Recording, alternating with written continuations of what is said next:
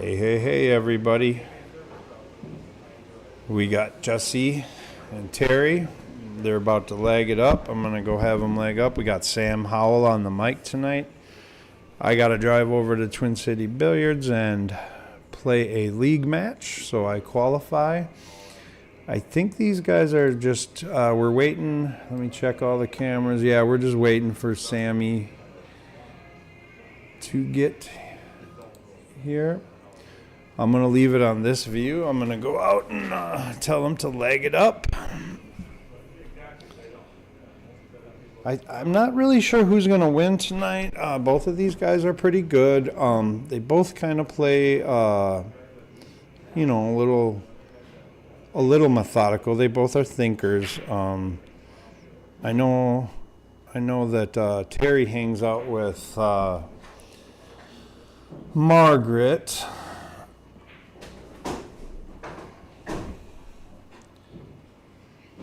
Hey, Mike, will you tell them guys they can lag it up? I'll hold the mic until Sammy gets back. Tell them they can go ahead.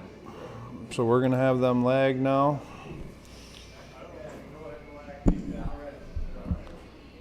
We are live from Slate Billiard Club, St. Paul, Minnesota.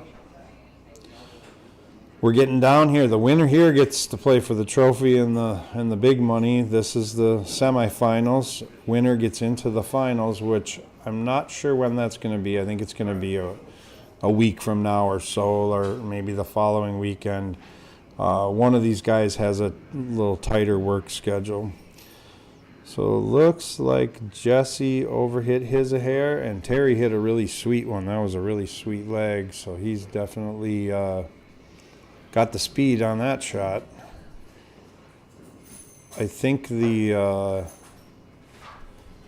actually think usually you say the break is a huge factor in this game, but the table's been tough the last couple of weeks because of the humidity, and I'm assuming they're going to miss some shots because this table is not playing super easy right now.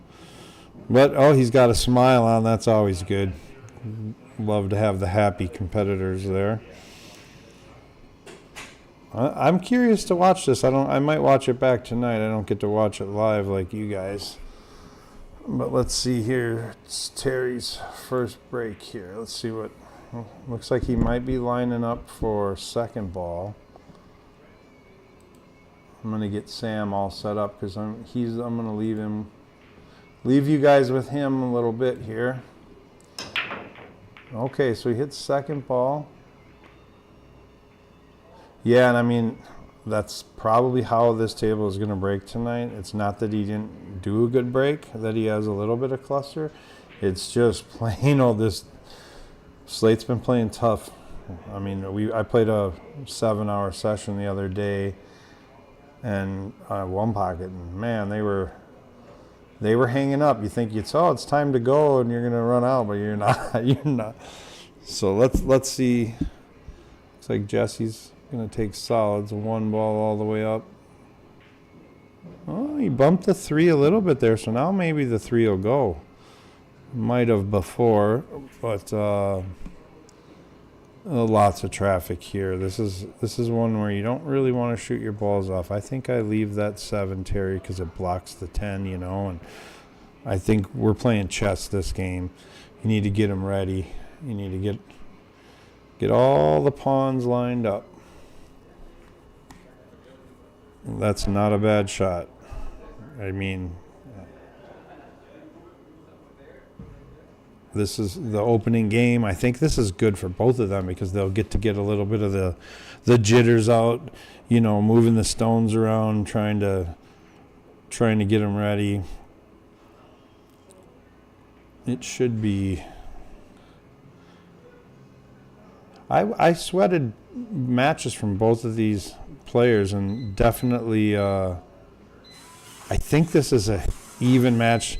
It could be our first chance at Hill. Looks like he's going to get that stripe, so he's going to start shooting. Maybe Stripes probably has a better chance to run out, but his 10 is blocked by the 7, and I mean, he's going to shoot the 13 now, but all of his balls are tough. I mean, it's a good starter game for both of them.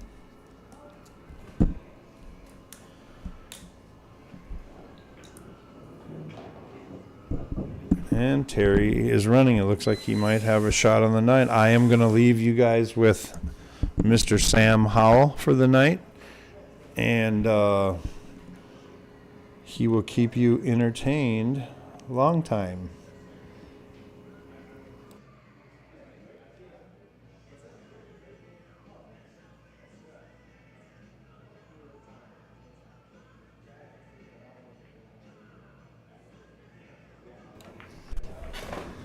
Thanks for the intro, Dave.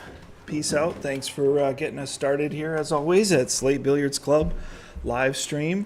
We are in the semifinals of our $4.99 and under Fargo rate tournament. It is single elimination, so it is stay alive and keep going into the finals or bid farewell.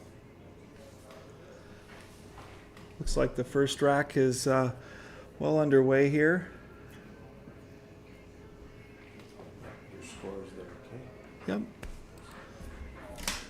I'm off to play a match. Yeah, Dave's action man is off to play a match. It's leagues this time, I think, instead of an action match. But Dave's always in action. We know that. That's how he got his moniker. So Terry's going to step up to the table here. Looks like he needed his extension for the 14 ball. Nice breakout. Got a little close to his work with the 15 ball, but I think he's going to be very okay.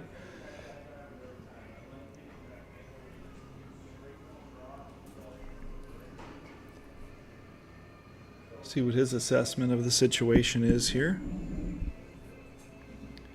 As he ponders his options.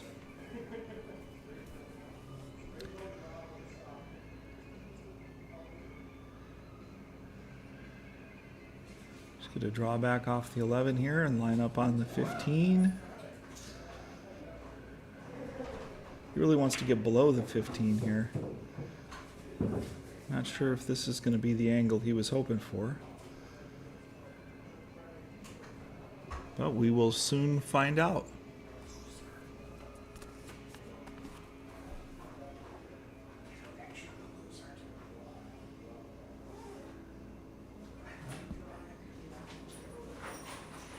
Looks like he's going a little bit of inside here.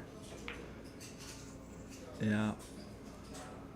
He needed that inside to try and hold it, but he's left him miraculously safe here behind the 8 ball on the top side.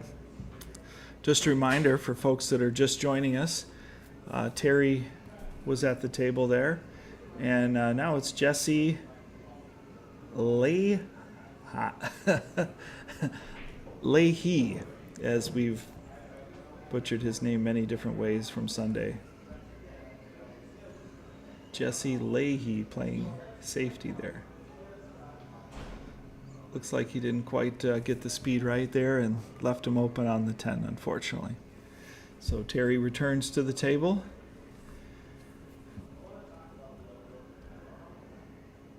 You know, this isn't a gimme. He's got to sneak it by the side pocket there.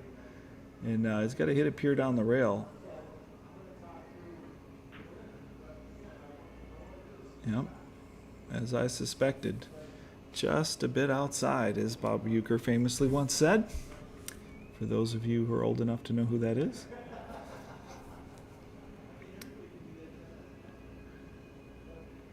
Jesse Leahy steps to the table.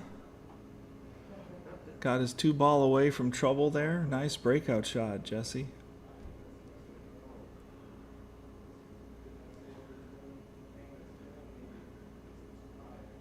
He's going to come with the combo here. Yeah, his body was blocking the breakout shot there if you didn't see it earlier. We would have had to switch our camera view to see that particular breakout shot unfold.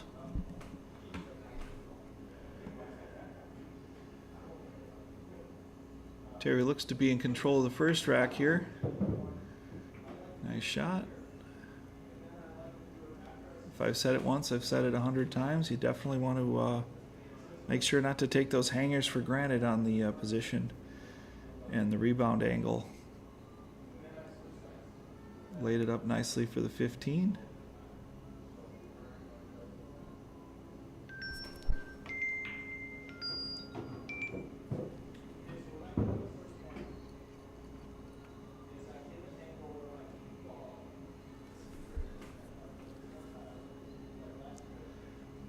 Just a slight bit of topspin there. Looks like he came across nicely for the 8. Well done, pocketed the 8. First game, first blood.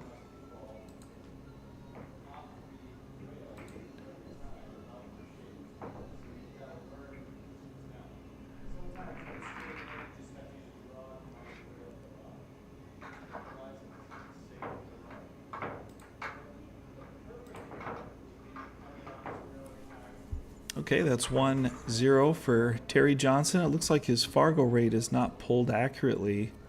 It does show 409 there, but I believe we had a conversation right before the match that the wrong name might have been pulled through digital pool, and that his Fargo rate is in fact not 409. It's 490, I think he said it was.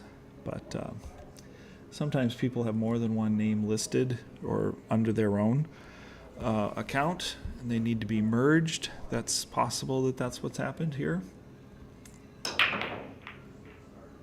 But I'm in no position to remedy that, unfortunately, at the moment. But we'll be looking into that after the match concludes. Great second ball break from Terry.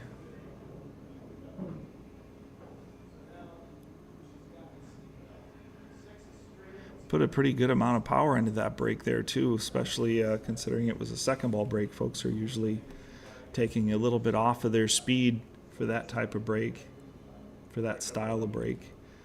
Spread them out really nice. Got a great, almost kind of a weird drill looking type of spread here, but unfortunately didn't make a ball. So Jesse Leahy steps to the table.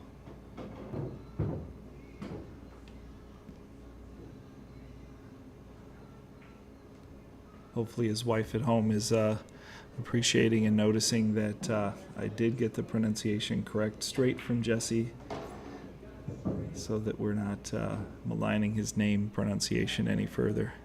I'm pretty sure we pronounced it about 5 different ways, but better to know than guess. All right, Jesse's making quick work here. Got a little bit of a rub off the 2 ball. But he's back in action here. Let's see which way he's going to play this. I think he's going 15, yep. I don't know that he had much of a choice. The 10 looked like it was pretty dicey. Just overcuts it. Seems almost improbable, if not impossible, to overcut a ball that thin, but Lord knows I've done it. Oh, just hit it as thin as you possibly can, and that'll do it. Sure enough, overcuts it. Looks like he might have caught it actually from the back. I might take it back there. It looks like he might have actually caught the rail first and pulled it. Once I see it on the other camera there, it's got a delayed replay. So up comes Terry. I suspect he's going to pocket that 15 ball.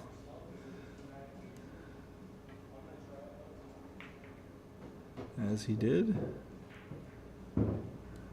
Unfortunately left shot there. I don't know if he was trying to treetop him over the 1 or what the greater plan was there as far as the leave, but he was definitely planning to pocket that ball and not leave him a duck. Maybe he was hoping that the 1 would cut the 15 thin and then come across the table there and get lucky or plan behind the cue ball or ahead of the cue ball, with the cue ball behind it. All right, Jesse's back to the table, back to work. Mr. Leahy putting the balls down. Got tree topped over the 4. That's an unlucky roll there. That's very unfortunate. He's got a long, straight shot here with no guaranteed shot on the 8, even if he makes it. So this is definitely perilous here. I think he's going to go for the side pocket due to shape concerns, but he did not. He went for the corner. I don't know that the side pocket would have been any better, to be honest with you, as far as a pocketable option. He might have had the scratch on off of the 3 there. Might not have wanted to touch the 3 and keep it in peril there. So Terry's back in action here. Looks like he's shooting at the 7 with a 1.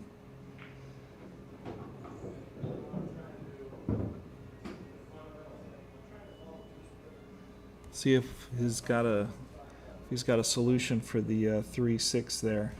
Let's take a better look at that here on our overhead camera. Looks like the 3 might go if you get just perfect on it, but I don't think I'd try to play that window unless I had ball in hand to place it there myself. I'm pretty sure he's going to play a safety or play the 2 ball from the top side and get into those balls, or play a safety, depending on which way works out better from his leave. Well, here we go. He might have been trying to rub it there and just came up a little short. The angle is definitely there to have just a little nudge breakout, but just wasn't meant to be there. Came up a little shy on the speed and just a bit forward on the angle as well, by about a ball width. So let's see if he likes the 7 ball or if he likes a safety shot here. If you guys want to join in on the chat, let me know what you think, or if you have any predictions.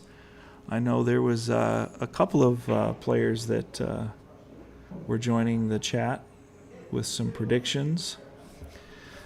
Certain member from Ohio might be out feeding the chickens this evening, so he might not be up to speed on the match just yet. He's going safe off the 6. He's going to try and end up behind him. Nope. Got lucky though. I don't think that was his intention to have the cue ball run that far or that long, but he did get fortunate here. I think he might have just left him the bank, however.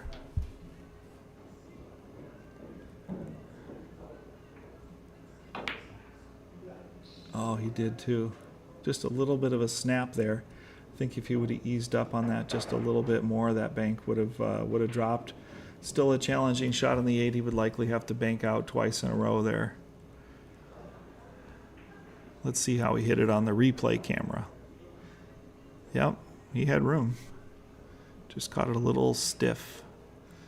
And tables definitely shorten up when you do hit those bank shots. A little more speed, or a little stiffer, as they say, they stiffen up. All right, back to Terry here. Smooth, slow roller there, playing the safe, trying to get the ball up off the rail and leave the cue ball on the rail. Not a bad way to go. Looks like he did leave him a touch of this stripe here, the 15. Or is it the 13? My apologies.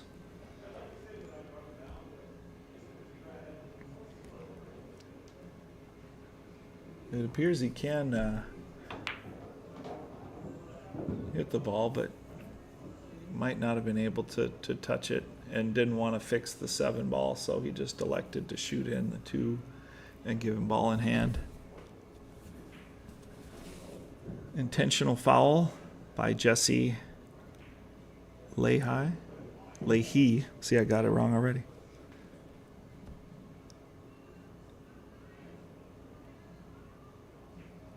Jesse Leahy intentionally fouling. Ball in hand, back to Terry.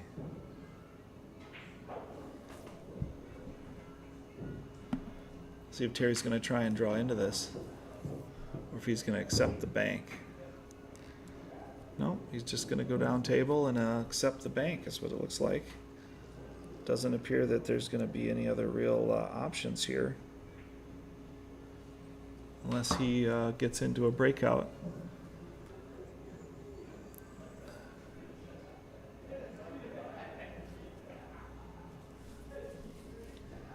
This shot will tell the tale here what the angle is that he gets on that. Looks like he's pretty straight. Just a little bit of upside angle there, which will get him in the neighborhood. So we'll see if he's ducking or breaking out here. I think I would be ducking.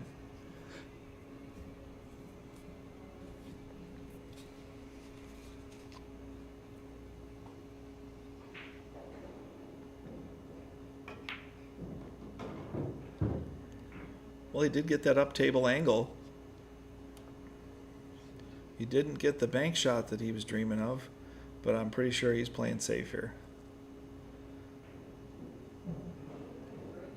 Just a little tap. You want a 50-50 split, cue ball on the rail.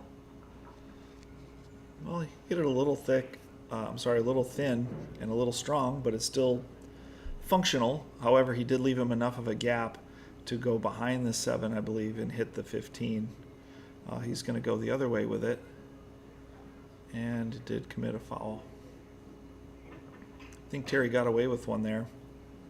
He would have preferred, I think, to hit that much softer and just kind of line him up.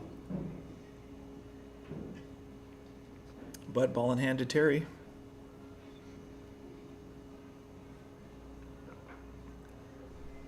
Just about a half ball further, or maybe a ball further, and he would have had that 13 ball hit.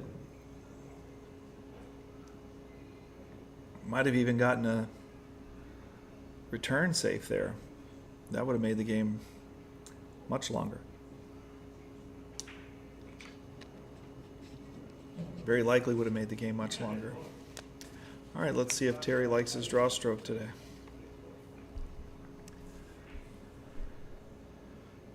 The danger here is getting trapped behind the 13 as you strike into it with straight draw.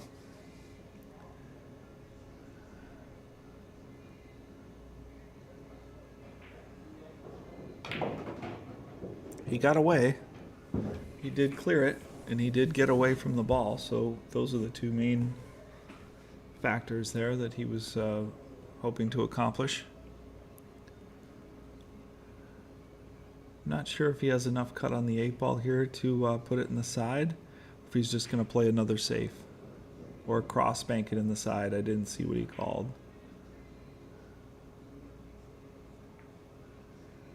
Speed was much better that time. Good job, Terry. Got the touch and got the cut.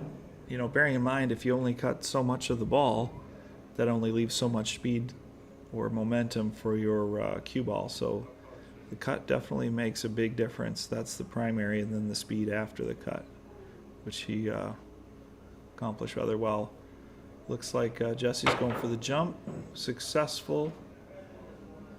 And a tricky leave, too. Nice jump shot for Jesse. Go back to the standard camera here. See if Terry can drop this bank and play a little bit of a two-way shot here. If he hits the speed just enough to pocket the ball, he should leave him on the same rail. Nicely done. Yep, he did leave him back on the rail there. Nice shot for Terry. Closes out for 2.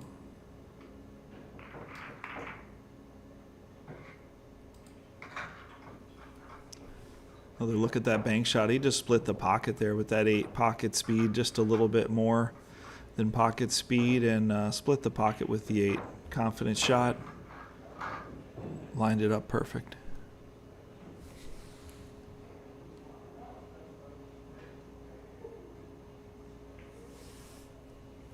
Take a moment to peruse the chat here.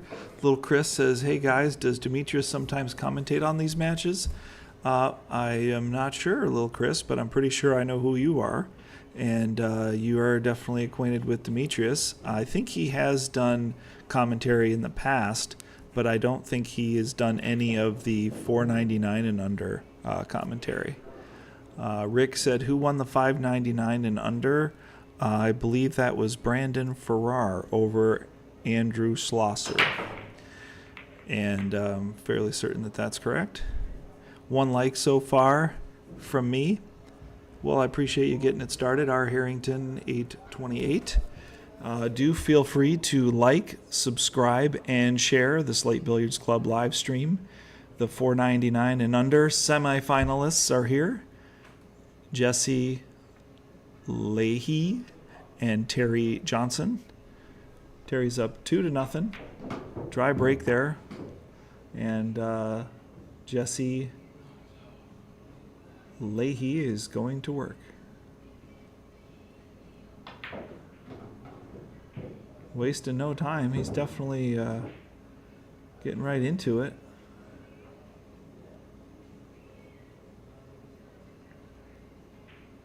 Terry might be a little bit more of a deliberate shooter, but they both play a pretty good pace. Just in comparison between the two, I would say maybe Terry's just a little bit more deliberate, but to each their own.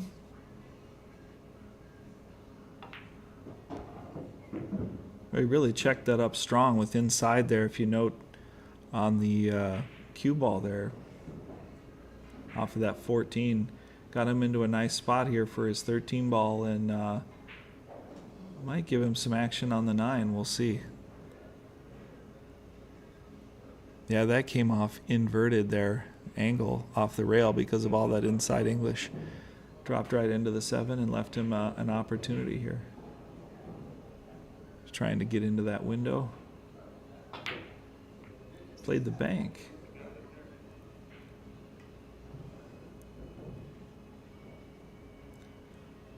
Unsuccessfully played the bank. Let's see here.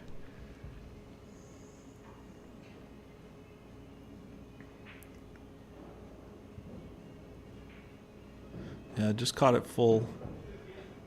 Caught a little full, or maybe a little stiff on the speed as well, but one way or the other. Didn't go. Came up pretty bit short there. Now Terry's examining the options. I like how Terry takes a little bit more time. I like how he walks the table, looking at the different perspectives, taking all the information in of where he would like to be, where he is going, what some of those options might be, where the lines fall between the balls, connecting them to each other. Always good to have that information verified, in my opinion. Looks like he miscued there on that 6 ball and hung it up short. I really don't believe he was blocking the pocket there. I think he might have just been stretched out a little too far and maybe didn't have his extension and just kind of miscued it or mishit it there. Might have squeezed his cue or had some other tension or tightness there. Hey, Ron Hahn is back. The chickens have been fed over there in Ohio.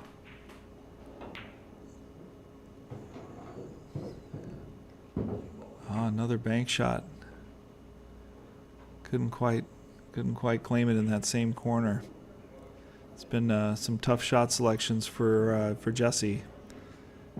Hasn't had a lot of good looks there off of Terry's miss so far. That was really close, though. That was really close. Unfortunately, during the cue ball, obviously, as you can see. But made a much better effort and a much tougher shot, to be honest, on that bank than he had on the previous one. Terry's going to work here, looking to solve the puzzle. Come down the rail. Yep, came down off the rail there. I think he's trying to dive into this 5 ball here, make the 7-6 combination, and play some inside here, maybe even a little lower inside to catch more of that spin and not actually draw the ball. We'll see how he plays it. That's what he tried. He just ended up a little high and didn't actually touch the 7, or the 5 ball, I'm sorry, off the 7.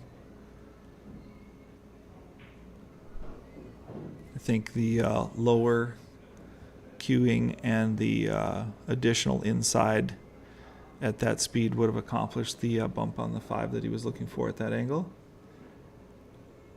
I'm not sure if he likes the 3 on the side here. That's a pretty tough shot. Unless he has a two-way planned, or if he's going to bank it by the 9. I'd be hard-pressed to pull the trigger on this 3 ball. He's got a 4 right there on the pink 4 on the side pocket. I'm not sure why he's hasn't taken a look at that at least, but we'll find out in a moment. Went up in the corner. Great shot. Well, in hindsight, shooting that shot up in the corner, I wasn't sure if that 13 or 15 there was blocking from my camera view, but clearly it was not. So great shot, Terry. He might have just rubbed the 13 on the way in. I can't quite tell if he just micro rubbed it there or if it went cleanly by it, but either way, he made a great shot.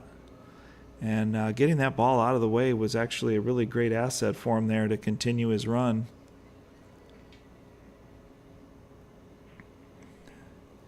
Got the combo in smooth fashion there to hang up the ball in the corner. I think he might be praying for a little bit of luck here off the side rail, hitting the 5 at the bottom rail and then hitting the bottom of the 12.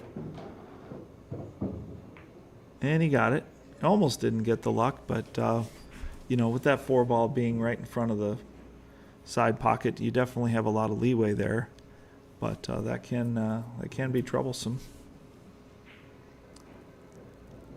Knocking into balls and not really knowing where your cue ball's going and not really knowing where that blocking ball is going to end up.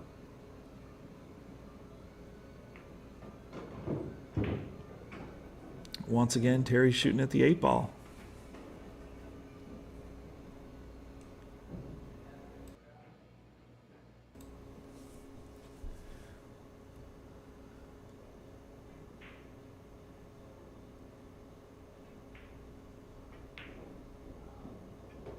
Got it. Terry's moving ahead here, 3-0. It's never too late for a comeback. And as you know, we do root for the Hill, so hopefully Jesse can rally here. It is winter break. It is BCA rules. It is rack your own. And it is single elimination at the Slate Billiards Club $4.99 and under tournament. All the participants have whittled down to these final 4 finalists. And again, with that single elimination tournament, the 3rd and 4th place player here that does not make it through tonight would be receiving $750 cash and a Slate apparel item of their choice. So not too shabby, $750 in your pocket. But obviously the better choice would be to win the match and carry on into the finals, playing for 1st and 2nd and a much larger payout. Terry's going to go for the head ball break here, looks like, from an angle. Right at the 7, right up front. He's going to let him go. Caught that a little offside there. Cue ball went to the rail, got a little bad luck scratch there off of the another ball and off the rail and went in the side on your left side of your screen.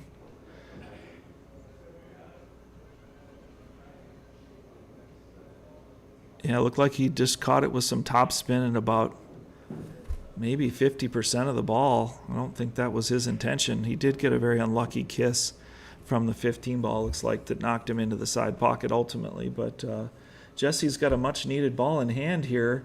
With the BCA rules, you play the cue ball off a scratch break anywhere on the table, not in the kitchen, but anywhere, shooting any direction. So that's a tremendous advantage, especially after a nice wide-open break that Terry did make, although he did scratch ultimately. This could be the very likely beginnings of a Jesse Leahy run out. He really just has to deal with the 5 ball by the 8. Got a little wild there. Got a little wild. Bonus points for stripes there. Knocked the 11 in inadvertently, but still left him a good shot on the 7.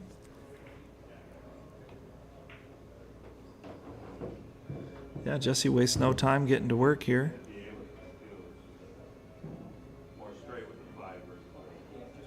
Looks like he nudged the 8 while he was cueing the 7-ball shot. Asked his opponent if he wanted it moved back or left as it was. Good sportsmanship there from Jesse, alerting Terry that he did slightly move the ball with his bridge hand. It's not a foul. In BCA rules, if you move or disturb 2 balls, it is considered a foul. See if he's got a nice window here to not only make the 5 but travel. He does. Makes the ball, travels a little too tight and a little too far to get on the 3 ball as he would like. But he had a narrow lane there to travel in, cutting the 5 and coming across without touching the 8. Just going to have to make it work. What a great cut. Just a little shy on the speed. He hit it pure, though. He definitely hit that pure for the super thin cut.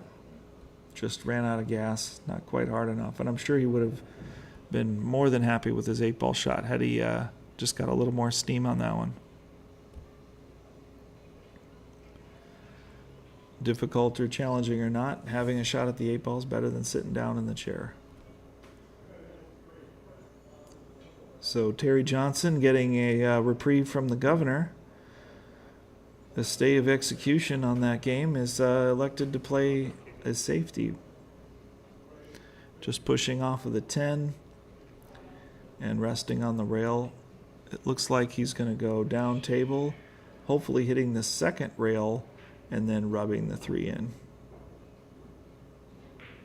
Oh man, he hit it good too.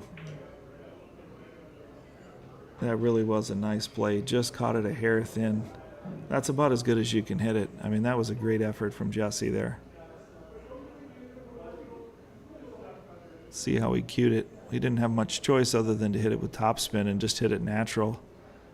Man, that was really close. That's a lot closer than it might have looked as far as the 3-ball getting pocketed or not, but that was actually very, very close to how he had to hit it, and the way that he had to hit it there was just unfortunate that he didn't get to pocket it. Well, Terry's back to the table and back to work. I think he's going to go play the 9-ball last or the 15-ball last. We'll see.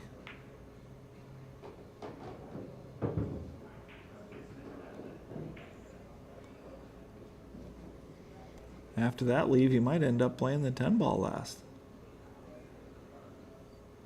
We shall see.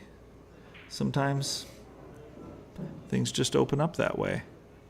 Not sure if he was playing to the rail. I was assuming that he was playing to the rail, but I'm not sure if I like this drawback here. That 8 gets into play here, and the tit, which it did.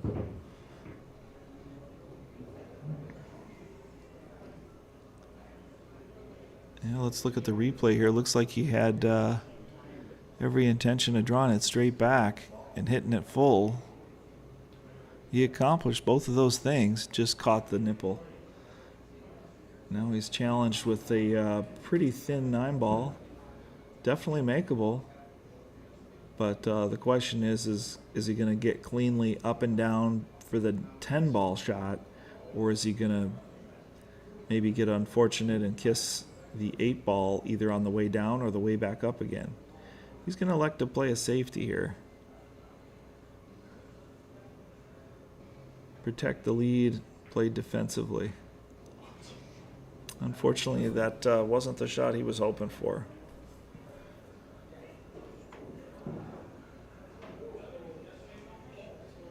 At distance there, it looks like he caught it just a little too thin, or he might have had some topspin on the ball there that just carried him a little too far. Or a little bit of both. I think he was trying to freeze him on the backside of the 3 there, which wouldn't have been a bad shot. Wouldn't have been a bad shot at all. But Jesse Leahy He has just missed the 8-ball, unfortunately. That's a tough entry angle there. That's a tough angle of entry for the side pocket, and these pockets are no joke. They're 4 1/4, and those side pockets will spit you right out, as Jesse untimely found out here. Just caught it on the facing, inside the point even, and still didn't make it. That was really unfortunate for Jesse. Was really hoping to see him pocket that ball and get on the board.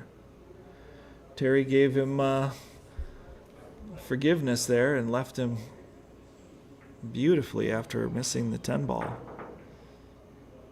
Looks like he caught it with some top inside and went through his stroke, just caught it a little thin, or pushed it a little thin. It looked like he had some body movement there, or some cue movement. He might have been steering it in there. All right, on the board, Jesse Leahy. Welcome to the match. 1-3.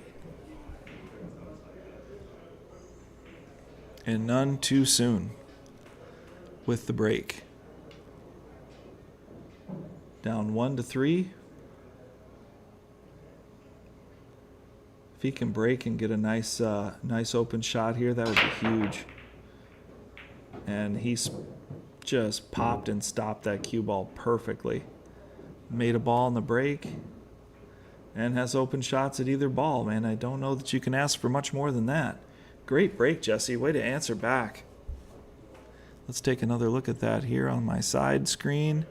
Yeah, just thumped the front ball. Great shot. A little bit of top spin, caught it up into the air, and just skidded the cue ball into place. Once again, got a real spinny with it there, with a tricky little spin shot to get down into the grouping. He has taken the stripes, and he is on the move.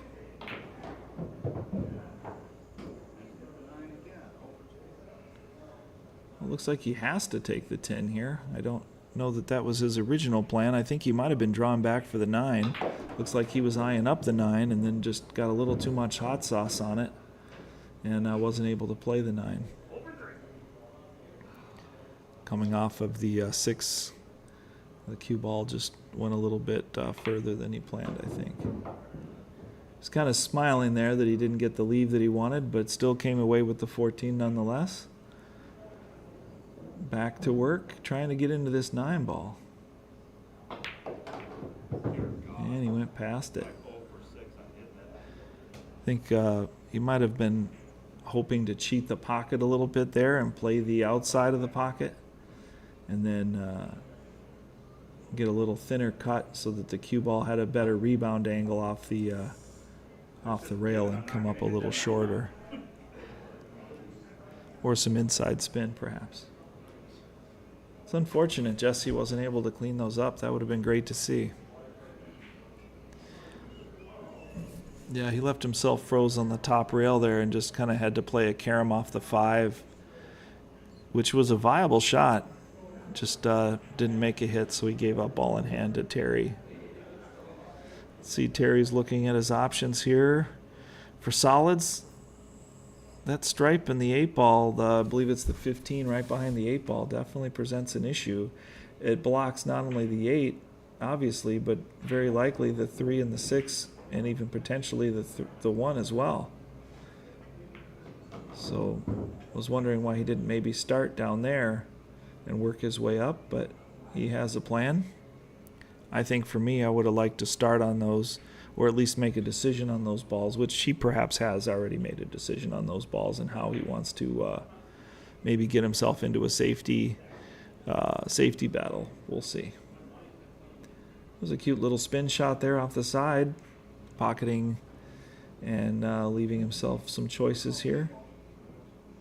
Wonder if he'll play that 3 and just knock the 15 in and put the cue ball down by the 1 ball, maybe even behind the 1 ball off of this carom here. Well, that's what he was trying to do, and it's probably a good thing he didn't, because he actually left him pretty close to the 9 ball. I'm not sure if he caught that a little too thick or a little too thin of what he was trying to do. Depends on if he was trying to use the 8-ball or not, I guess. But looks like he caught it too thick and it went into the 8-ball. Still a nice little prison there. I don't know that there's a gap big enough to get through the 3 and the 8 to pocket that ball. But we'll see. Yeah, he might just have enough to get through there. But he might not see it. Looks like Terry's going to work here. Might not leave Jeff see the opportunity. He might go get both of these balls to drop here. Playing the 3 and the 15 to clean up the pocket. This is a trickier shot than it might appear, because he wants to draw back and actually get the 1 ball for position or the 5 ball. So hitting it in that manner does preclude it from going in my opinion. It's not a shot you actually want to hit real hard, especially at that close proximity.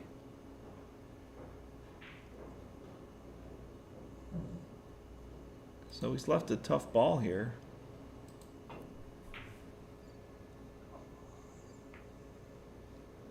Jesse wasn't able to convert on the opportunity.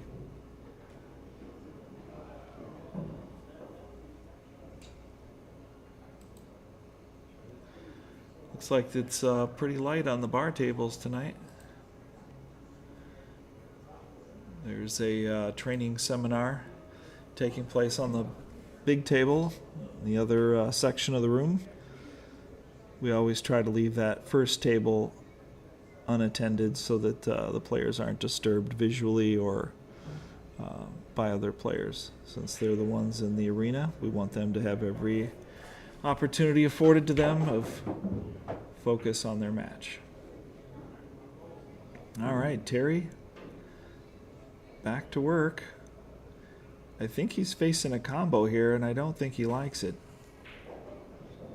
I don't know that he can get around that. And even playing the 5, if he makes it, doesn't really leave him anything to shoot at. So he's really forced to play this combo here. And he's exposed because of where the 9 is, that his opponent can play the 9. I might prefer a safety here, just catching the edge of the 6 and going down to the bottom of the rail and back into the 6 again from underneath. But he's going for the combo.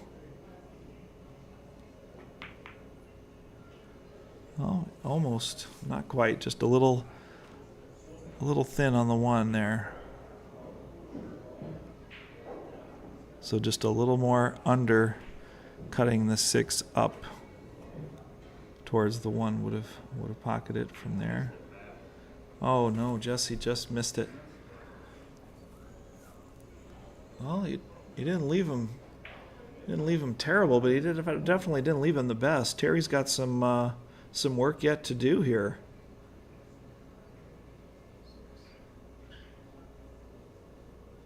Yeah, looks like Terry just got forgiven there. Jesse took it a little too thick. He seemed to line it up, and he seemed to take his time there. I'm not sure if the top spin got him and just pulled it a little bit full, or if he just didn't line up thin enough to begin with. So as I said there, Terry did get an open shot at the 6, quality shot, but he needed to spin that in and get somewhere else on the table there than where he got. He's hooked on the 5. It doesn't look like he can touch it, and he's forced to, I would say, bank the 1 right by the 5.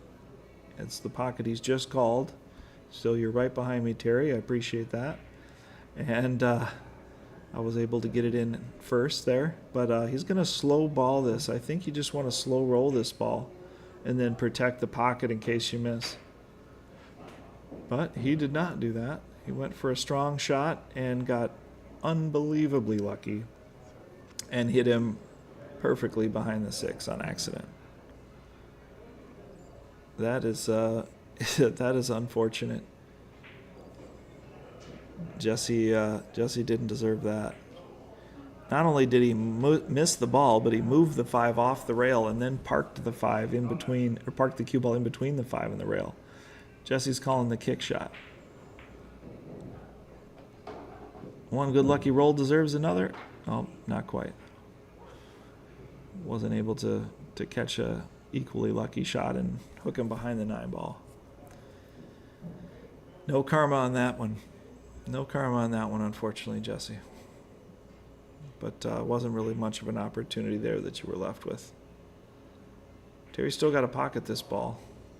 Long and straight. Good shot. I certainly wouldn't be rooting against Terry to miss that ball by any means, but after some strange interplay of misses and strange lucky leaves for safe and kind of those wonky exchanges back and forth, that'll definitely get you out of your head and get you out of your rhythm. So stranger things have happened. But once again, Terry comes away unscathed. And 4-1. Well, he really dodged a bullet there, those last 2 racks. Jesse's really coming on. I thought he was going to put those checks in the bank there, but unfortunately he might have put them in the mail. Terry's back to breaking 4-1. This is a race to 8, single elimination format, BCA rules. Ball in hand off of a scratch break as part of the BCA rule set. And this is the Slate Billiards Club $4.99 and under tournament. The participants are down to the final 4, and the winner of this match today and the winner of the 2 o'clock match on Saturday will proceed into the finals. For the big payday, the ones who do not proceed into the finals will be tied for 3rd and 4th place with $750 cash and a Slate apparel item of their choice. Terry might be sliding back into the second ball break here. He's going to hit the 15 and try and get some draw here. We'll see if he goes full bore or takes off a little. Nope, he actually looks like he missed it and did not get the draw. Maybe he was attempting to hit the 1 ball. Maybe not. Hard to say.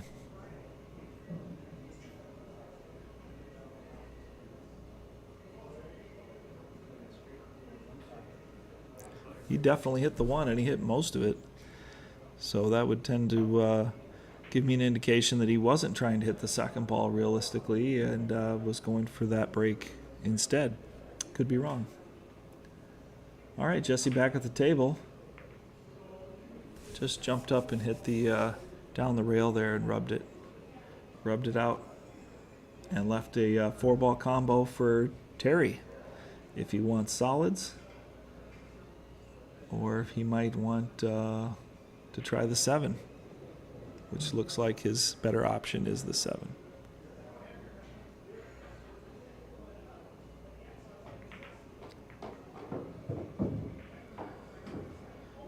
He's got the 3 up in the top corner here. Looks like that passes.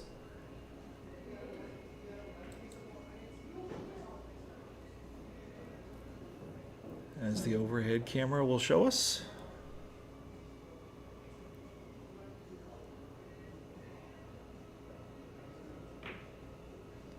Just that little nip draw back to get out of the way for fear of fouling, and got back to the 4-ball combination here. It's going to be a wild one here. The balls are going to go flying, I suspect. Hopefully the pink ball goes up table and away from the stack here if he plays it thin. I think that's the way I would maybe prefer it, to play about a half ball or a little thinner, because the 13 is going to sit, the 12 is going to sit by the pocket there, I think, ultimately. He's dodging that shot. He's going to try the 2-ball, maybe the bank. Yep. Just a little short, enough to make it 2 rails. That does not count. He did tap the side pocket there. He was intending that 1 rail bank. I'm kind of relaying my eyes back and forth to the original camera and the aftermath camera, or the delay camera, so did see he did tap it there. Either way, he's left Jesse in a tough spot. I wouldn't be opposed to making his 5-ball here or just kicking into him. Looks like he's going to kick into him and make the 5-ball. Good shot. I like that shot. I really do like that shot, Terry. It's in a bad spot here. Nice shot, Jesse. Good vision there. I know he's going to make a hit on the pink. He's not going to give up ball in hand, but you know, you had to kind of get involved in that cluster there and try and make something happen, change up, redecorate a little bit. And he did accomplish that. So good on you, Jesse. Let's see what Terry has in mind here. He might just be content to tap this 4-ball and leave him tree-topped over top of it. I'm not sure if that 10 is frozen to give him a legal hit or not. The cue ball can touch the rail and it would be a legal hit, but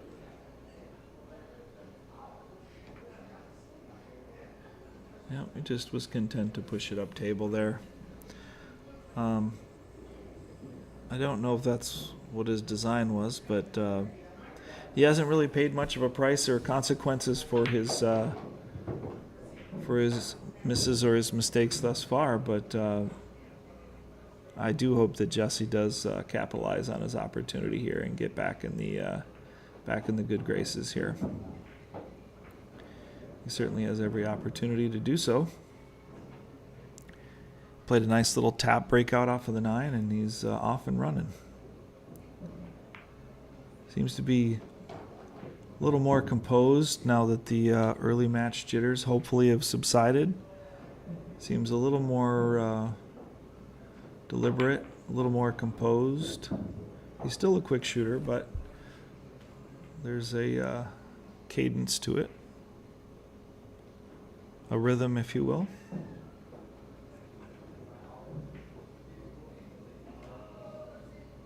All right, Jesse Leahy.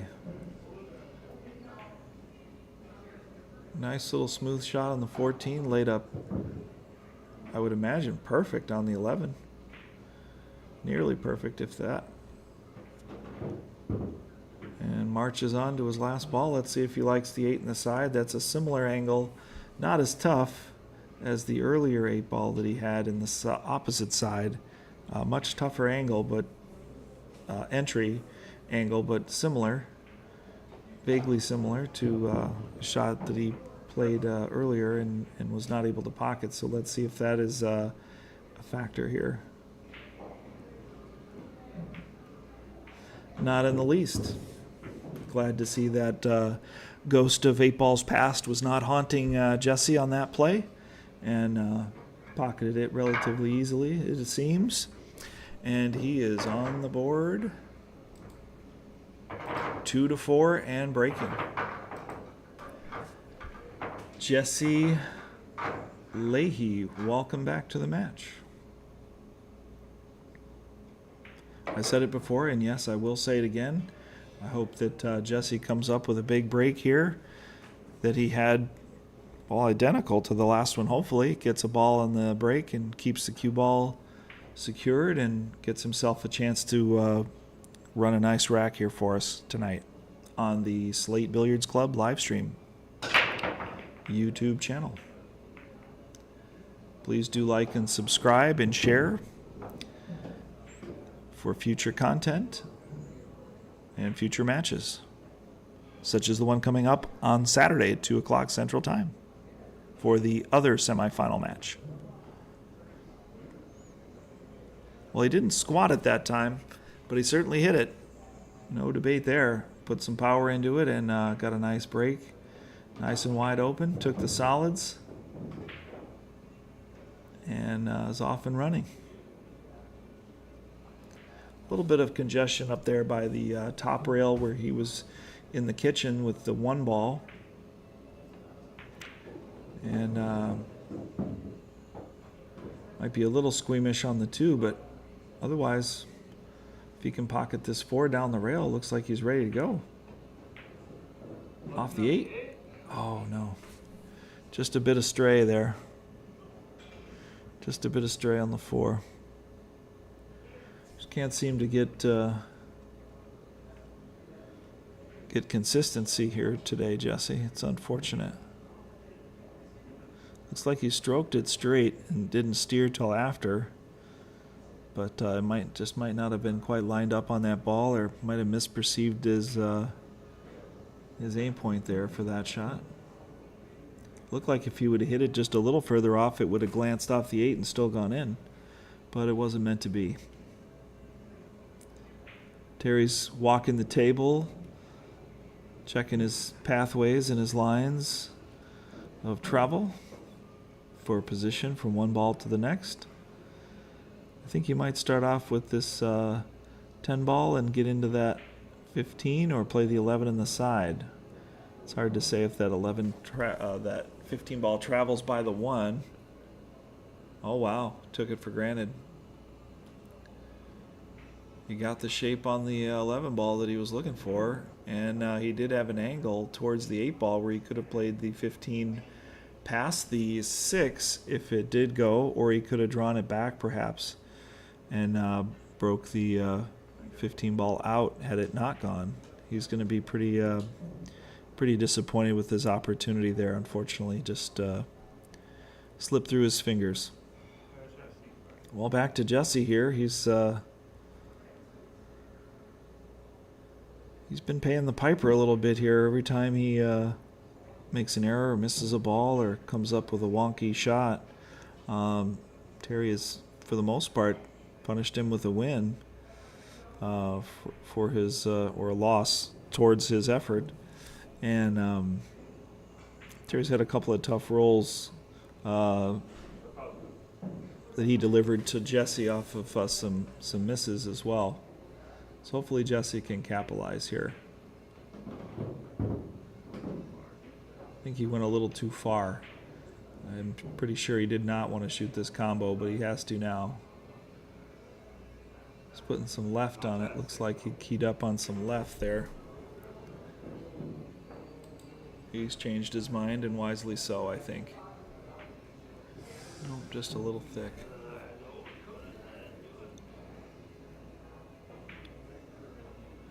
Yeah, I think he was staring down that 3-4 combo and thought wiser that was not his best option.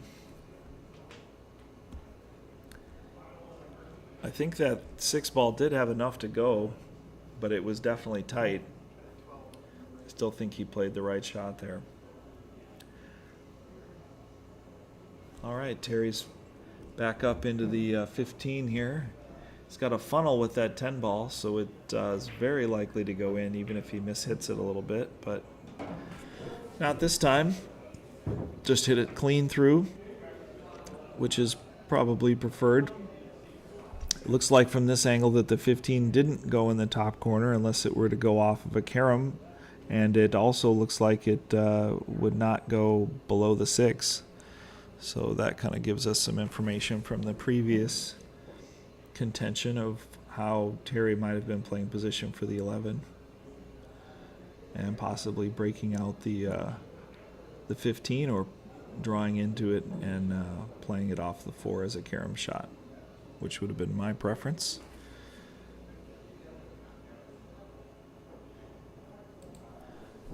All right, Terry, walking the table again, checking his lines here. He's probably going to play the same shot that he set up for last time when he missed the 10. Drawing it back, just locked up on the 6.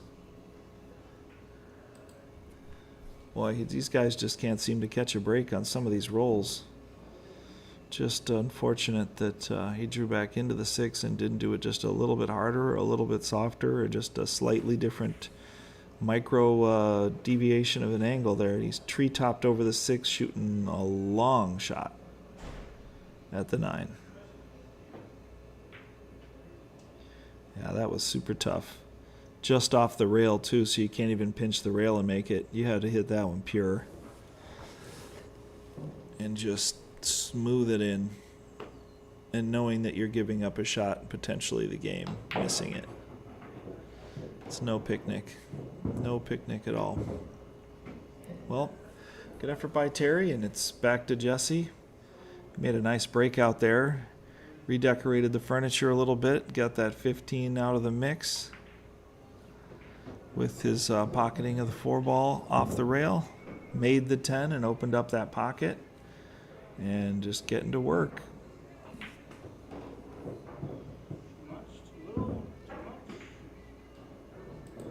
It's come up funny on that 3, but I think it won't matter. I think he's still able to pocket this ball and get to the 8-ball, as he did. Jesse's not worried about a shot that's a little bit of a challenge. He was definitely playing it for the other corner, but made short work of it and had a nice powerful draw stroke to get back into the middle of the table off of his 3-ball for a pretty straight in 8-ball. Nice job, Jesse. Back in action. 3-4. Clawing his way back.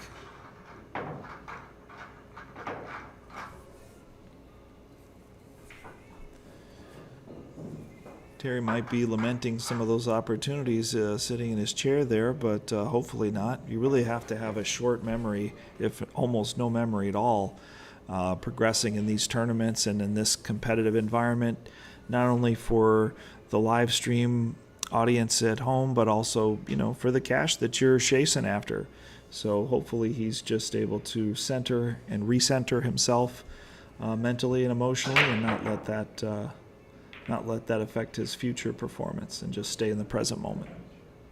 Easier said than done. Another big break from Jesse. Unfortunately, did not pocket a ball, and Terry comes to the table. He definitely got that pop, but I think he got a lot more jump on that break, and so the kinetic energy was not absorbed by the rack. It was kind of in the cue ball, flying up in the air and coming back down, not getting much of a bite off of that front ball. So there just wasn't enough energy in the rest of the object balls to find a pocket there that time. Still a great spread. Only the 9 and the 8 and the 2 and the 15 are awkwardly placed. But with balls in the neighborhood, they may be massaged or moved to better positions. Looks like Terry got on the 5 there. Really wanted to be solids, I guess. Looks like he was a little uncomfortable there with his hand placement and his bridge, perhaps. He shot it straight, but he just gets that fishtail at the end of his stroke there, and sometimes that timing will back up on you right into the middle of your stroke. I think I mentioned that in his match against Amanda Garner, where he was successful in winning that. But that stroke deviation did present itself early in the match, and then it went away as he was becoming more comfortable and more dominant in the match. So I did see that steer, or that little fishtail at the end of his stroke coming back. Jesse's just right into it here.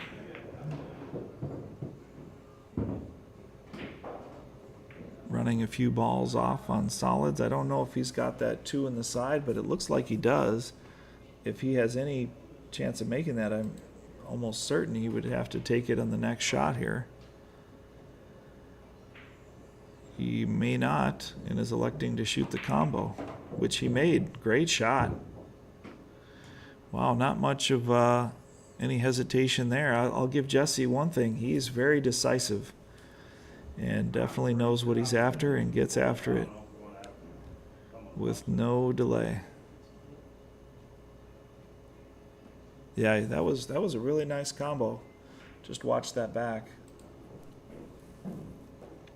Now he appears to have a better opportunity on the 2 in the side, or one that he's desirous of.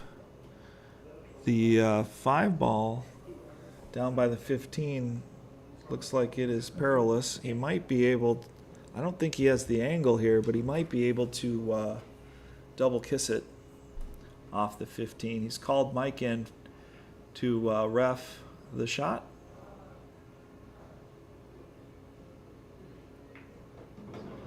definitely hit it clean, and he appears to have a hit. I don't know if he can hit enough of this 5 to make it. Let's check the overhead camera. I would say no. I think he might be able to hit it and kind of lag it into the pocket, but the ball's right there that he can shoot the 12, so I don't think he's going to do that. He's going to go after the 7 ball here. What a bank shot. Great shot. Great shot, Jesse. Yeah, he's firing at him today. So he might have to go rail first here and just hit this 5 ball a little bit thin there and come away from the 13 and hope that he doesn't tie up with the 12 ball.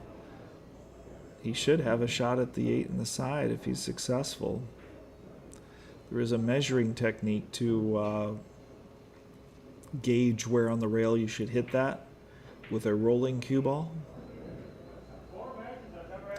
But I haven't seen him measure many shots yet, so he might just be going for instincts here. And that can bode well if you have good instincts and a lot of experience to do that. Oh yeah, thank you, Seven. I forgot about that. Mike's back in action as the referee, making sure that he hits the rail and his ball first. He pocketed it. Thank you, Mike. Mike said it was a foul, and I think he was right from this camera view. Ball in hand for Terry. He's got a wide open table. No reason he shouldn't get out. If he were to be unfortunate, there's even maybe a place or two that he could play safe. Plan B, right? I like his first shot. He's still getting that spear and steer going there, but it hasn't befallen him yet. He's still pocketing the balls. I like getting that ball off the rail there. That was a good opener. He's got a little bit of a tester here on this 11. Looks like he's going to roll it forward down for the 13 or the 12.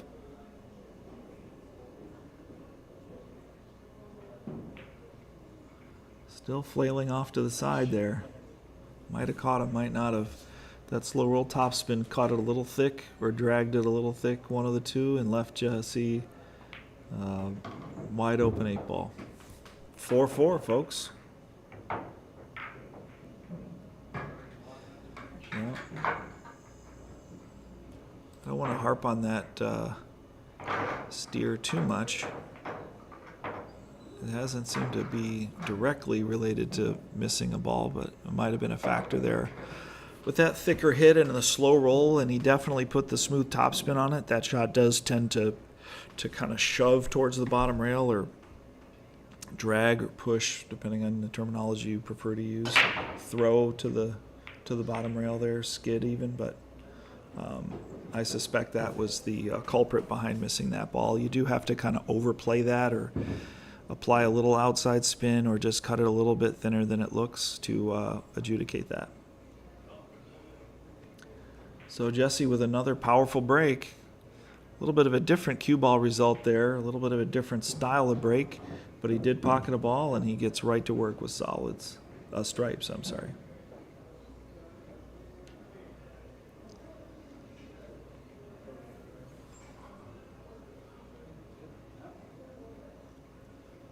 Yeah, he dropped the 13 as his first roll out there to the middle of the table.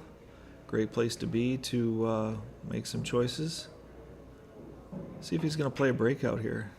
Yep, he was definitely going for that breakout.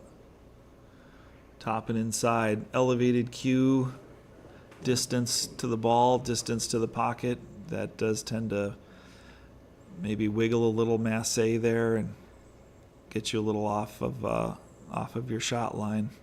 But he felt that that's what he needed to do to get over there, and he didn't want to wait. So, he makes that shot and looks like a genius to play it perfectly, too. So he took the opportunity. He felt that he had his best swing at and went after it. So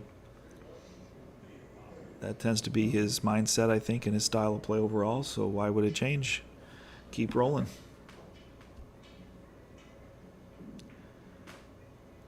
Terry might be deliberating a bit here. He's got the solids. Looks like the 3 might pass, but I don't think it does. And he's got some weird shots here. He might just bank this 5. Who knows? Let's take a look at the reality of the angles here.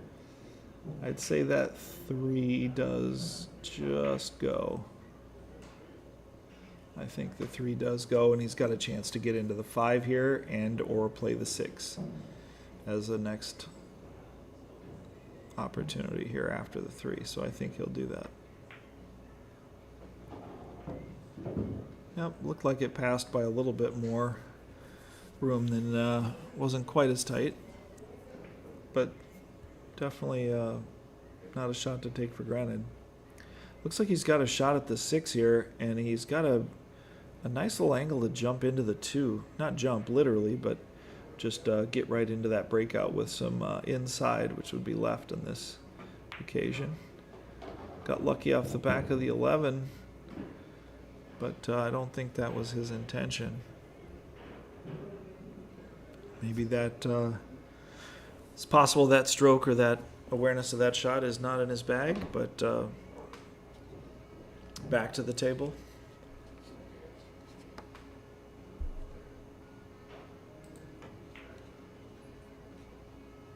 Oh, just a bit outside.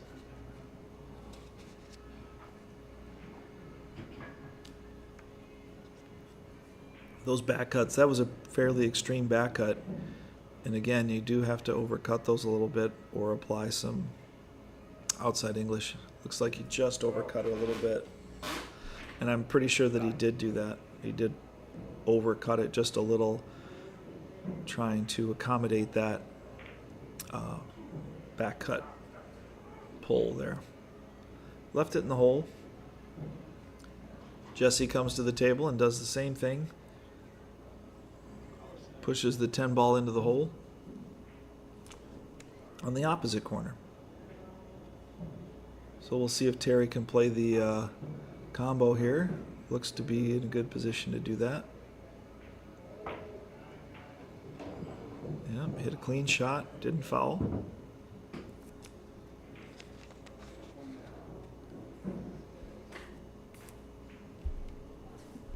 A little bit tree-topped here. He's got a nice breakout opportunity off of this ball. I think he's going to go a little bit inside, and he did. Got too much of it, and therefore missed the cut on the 1 ball and missed the breakout, which at this point, after missing it, he was probably glad he didn't break the ball out.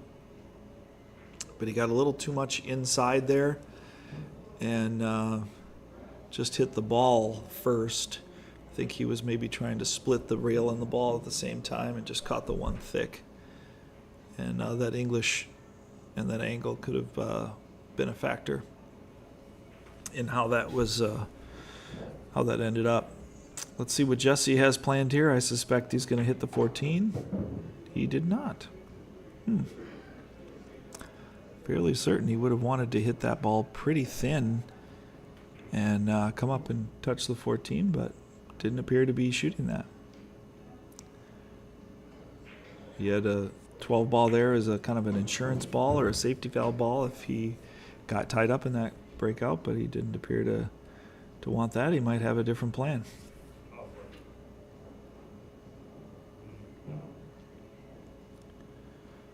Maybe he just cued it quickly and didn't get the cue ball action that he was hoping for, possibly as well.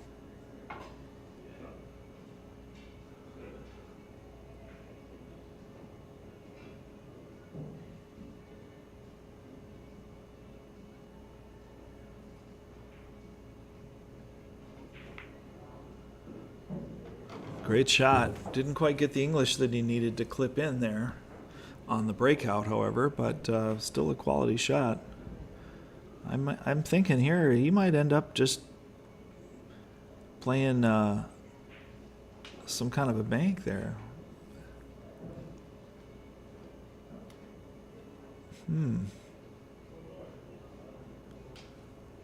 He was trying to play a safe, I guess. I didn't realize that. Terry's back to the table. I was a little confused for a moment there. Sorry, folks at home. Thought he was playing that ball on the side, and he walked off the table and apparently made a a safe call.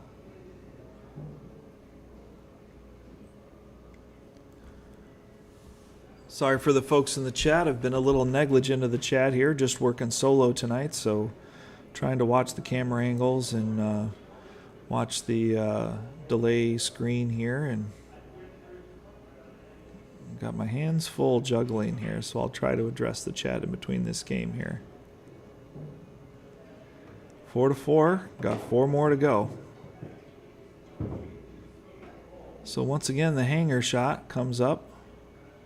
I think he wanted to have more angle instead of less angle on this 5 ball, because it doesn't look ideal to break out the 2 from this angle. I think he got a little too far to the left there on his position. But I don't know that he's got much of a choice. I think he's going to go for it anyway. Try some outside English instead, it looks like. And he elected to lay up. I don't think it laid up as he would like, but it's still effective to a degree. And Jesse says same thing. I'm going to lay up too. So there is maybe a bank combo on here. I don't think he's crazy enough to play it, but it looks like he might be trying to play another safety here. I think the 14 is going to get into a good spot if he's not careful. Well, we got the double kiss and pushed it towards the bottom rail. So a little bit of luck there for Terry, I think. So Jesse's just going to go for the tab. Looks like he might have rushed it there and taken it for granted a little bit, because I'm pretty sure he left the channel there available for him, his opponent rather, to shoot through that 5 and come away with a shot on the 2 as well. Yep, just enough. Great camera angle to show that. Just happened to be on top of it there. And since he's froze or nearly froze on the rail, he's just going to smooth this in with topspin and try and get the cue ball to really go forward with that topspin and get above the 8 so that he can play it in the bottom corner on your right side of your screen. Well executed. Ideally would have liked to get a little bit more topspin stroke on that one, but his Q-tip went up in the air off of his hit there and didn't really drive through the cue ball. It might be why it came up a little bit short, or he might have skipped off of the rail cushion there. Yeah, it went up and to the left.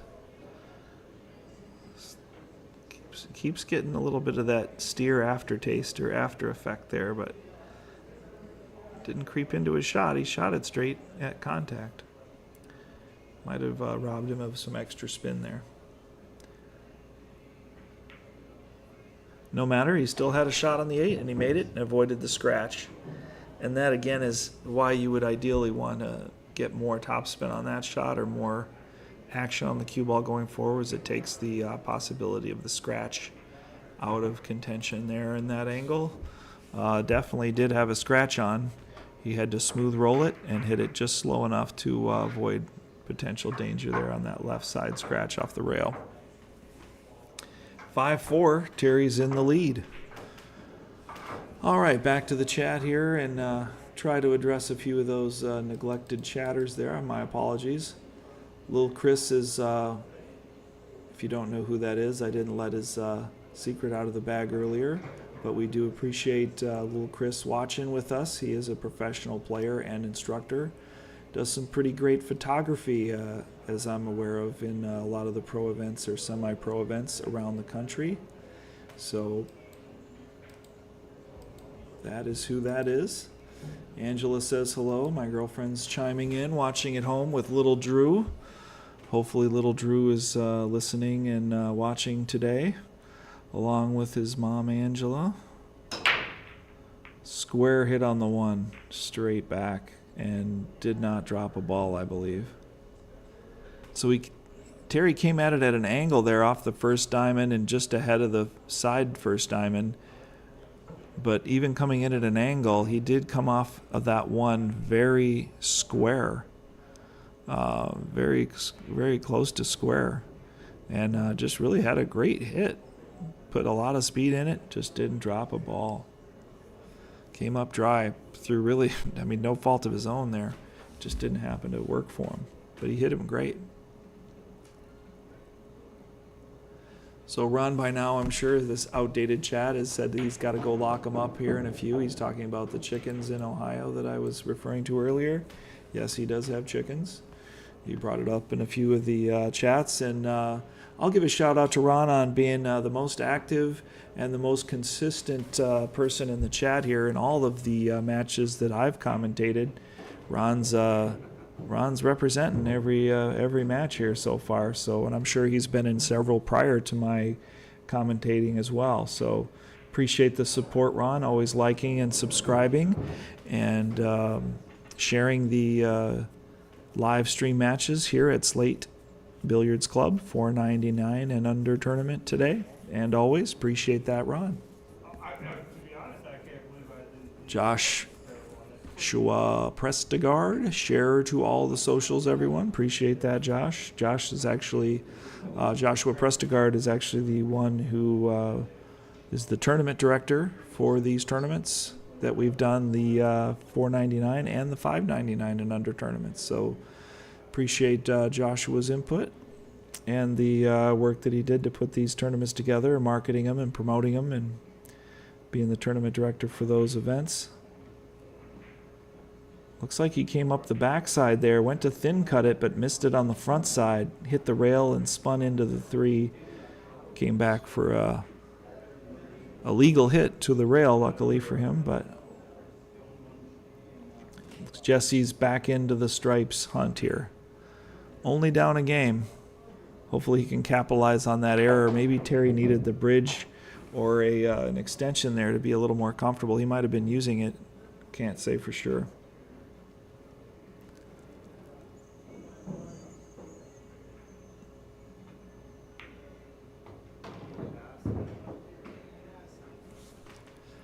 Roy Gunther says, thanks for the stream. Thank you for the stream. And Eric McFeeters, a local photographer and pool player as well.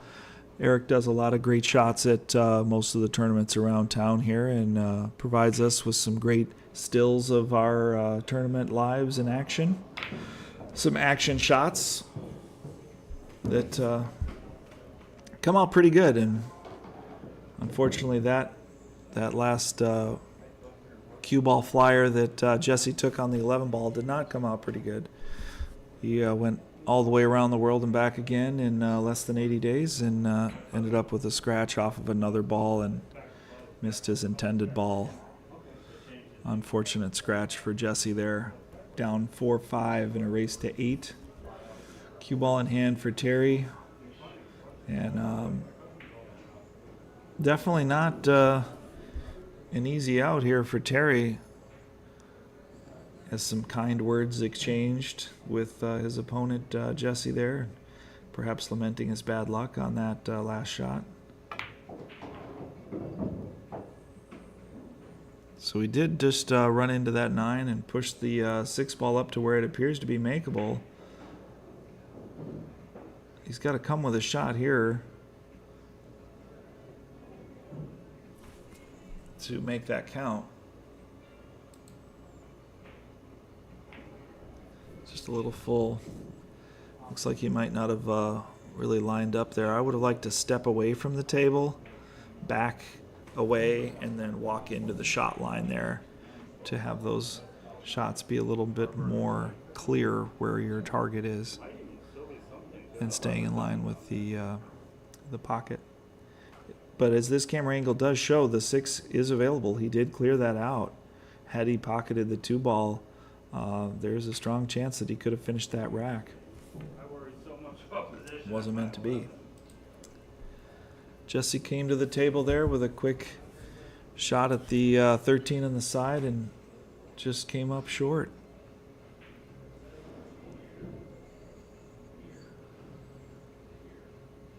just hit the nipple and then the other inside nipple and sat up, froze on the rail at the bottom of the table. Terry's attacking the 2-ball here. Long, thin shot just off the rail enough to have to really hit it good. And just cuts it too thin. Wonder why he didn't prefer to shoot the 3 there, but I don't know. I think he wanted the 2 to get to the 6. That makes sense. I could say I see why he did that. But unfortunately the cost was very high. Missing that ball, putting Jesse right into a really unique and interesting window to shoot the 9 and get out of trouble and get right back into trouble. So he might be looking at a jump cue here. He made a nice shot on the 9 and he pushed the 8 out, but left himself snookered or hooked and really doesn't have a viable shot unless he were to, jump the 11 off the 13 in the side. Jump carom maybe. Oh, he went for the jump on the 13. The pocket was blocked by the 3. Maybe he just wanted to get that ball away and not leave Terry a ball near the pocket. That's probably a pretty good idea. Unfortunately, just skipped into the side for another scratch for Jesse Leahy. All in all, he's down 4-5. As much as he may not be feeling great about some of the opportunities or some of the scratches or unfortunate things that he's had, down 4-5, he's really, I would hope, in a fairly good headspace to, hey, I can still win this match, despite of that, despite of whatever. Still in very good position to win the match, with the score line being what it is. But there is definitely a finish line approaching, and there's no time like the present to get moving.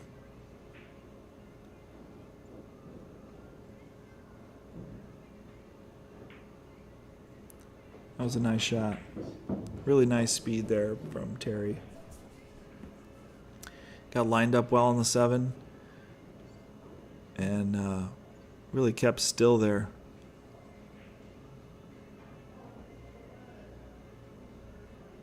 As I'm watching it back, he did get that wiggle up there at the end, but that was after the cue ball was long past, so he seems to have his timing down of hitting it pure before he does that. So might be an afterthought of once his stroke is completed.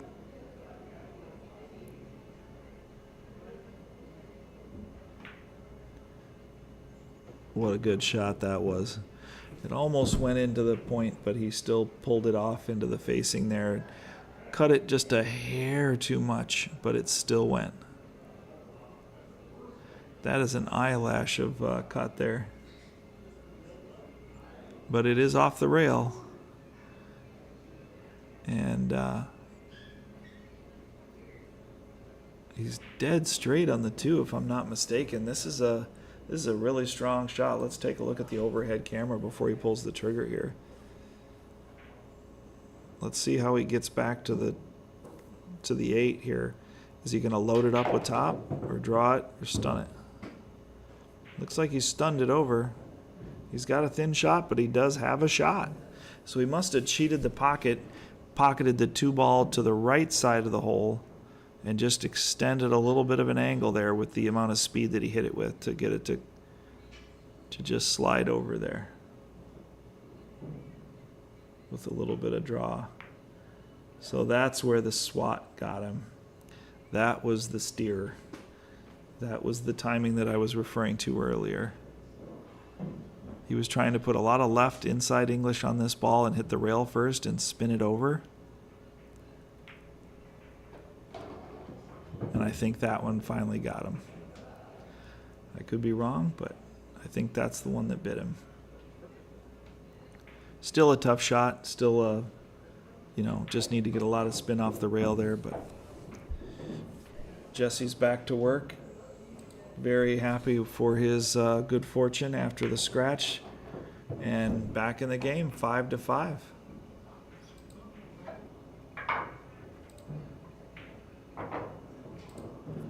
Really, I think important to note that unfortunately Terry's closing seems to be getting a little itchy for him here in one way or another. He's essentially let Jesse into this back door of this match at 5-5. The last several games have really just gotten away from him, or the cue ball or circumstances have just gotten away from him, and Jesse's made mistakes, and as he was paying for nearly every one of them every single time, as my memory serves me, it looks like Jesse's not paying for his mistakes, and in fact Terry is returning the favor with some errors and giving the opportunity right back to Jesse in the same game where he is closing and winning the games to get to 5-5.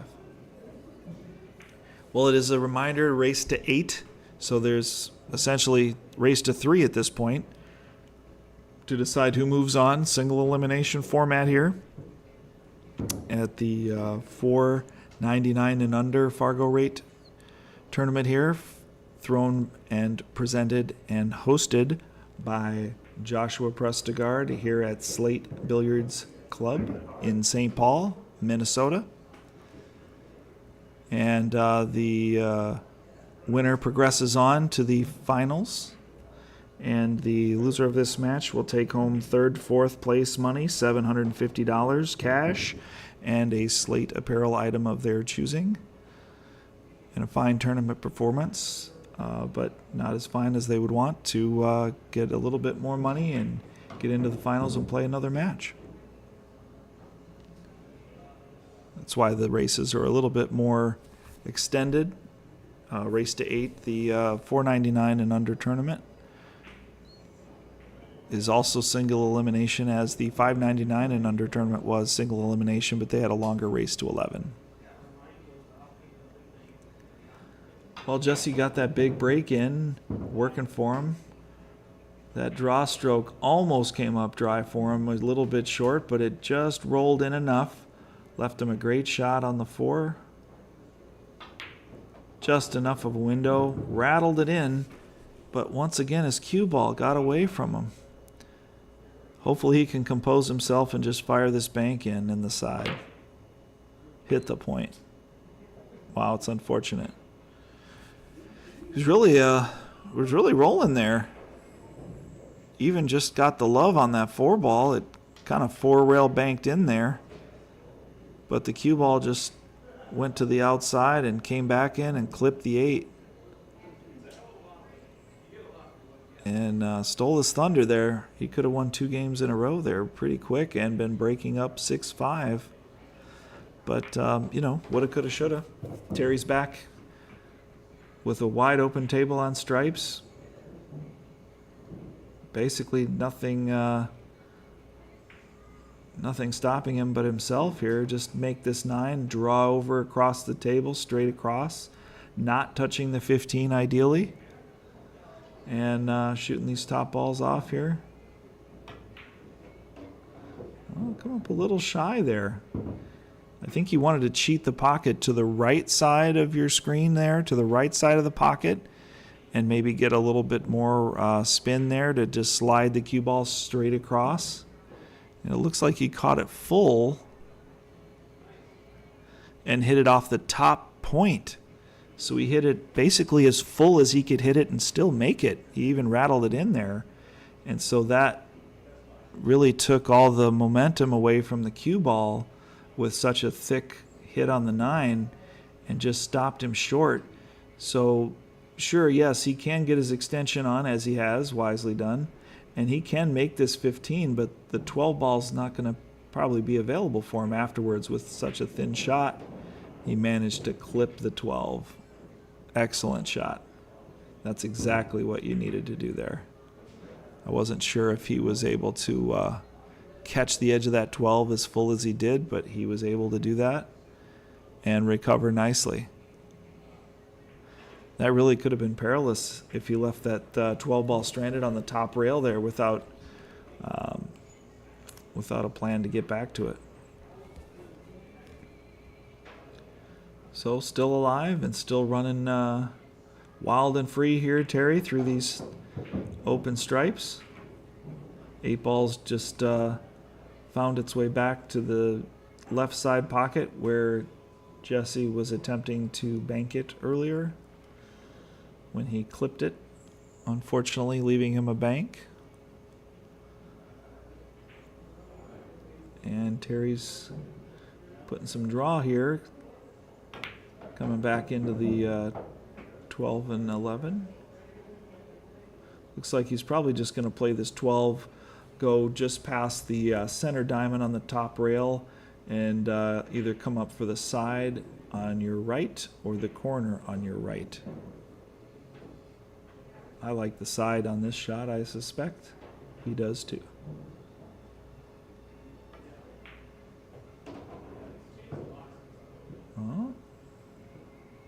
Just a bit off the rail. He's fine there. Looks like he's got about a chalk or so, maybe more, of distance between the cue ball and the rail to shoot this 8 ball position pretty easily. Yep.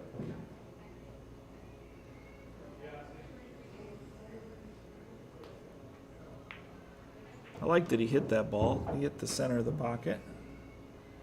You know, there's a tendency to get tight and just slow roll that ball, and weird things can definitely happen. Definitely don't want to open up any negative variable possibilities there, and just make sure you put a nice smooth hit into it. I mean, you're not going to scratch. You know, you've got a duck to shoot.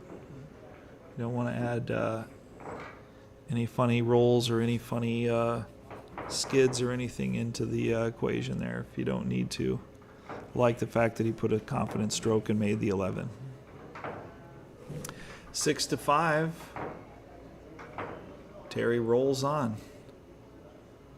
I don't know if Terry has a charmed life in this match or if Jesse has a bit of a hex against him of some sort. I don't personally believe in those sort of things, realistically speaking, but just as casual conversation, it certainly appears that just about everything that could go Terry's way after it doesn't go Terry's way comes back again in a boomerang-like fashion.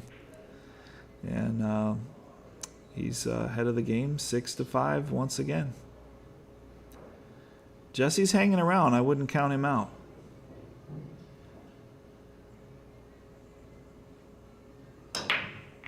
Oh, he hit that second ball, and he hit it like a ton of bricks. And he stood up in his stroke. He put a lot of oomph into that break, which on the second ball break is perilous and almost guaranteed to go off the table. I don't know if he just got a bit of an adrenaline spike there, or maybe just forgot which break he was working with, whether he was going first ball or second ball or what happened there, but immediately flew off the table. Wide open break. Ball in hand anywhere on the table, once again with these BCA rules that we're playing by, so he can shoot the cue ball in any direction from any place on the table. And he's tackled a problem that he perceived there on the 10 ball, rightly so. He's got a nice cut here, I believe is the 15, leading him nicely up to the middle of the table. I mean, he's looking sharp here. He's looking real sharp to tie this up. Just got to maintain composure and keep that cue ball on a string.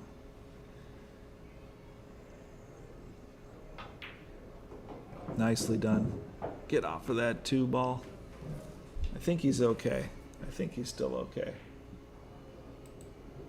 Oh yeah, no problem.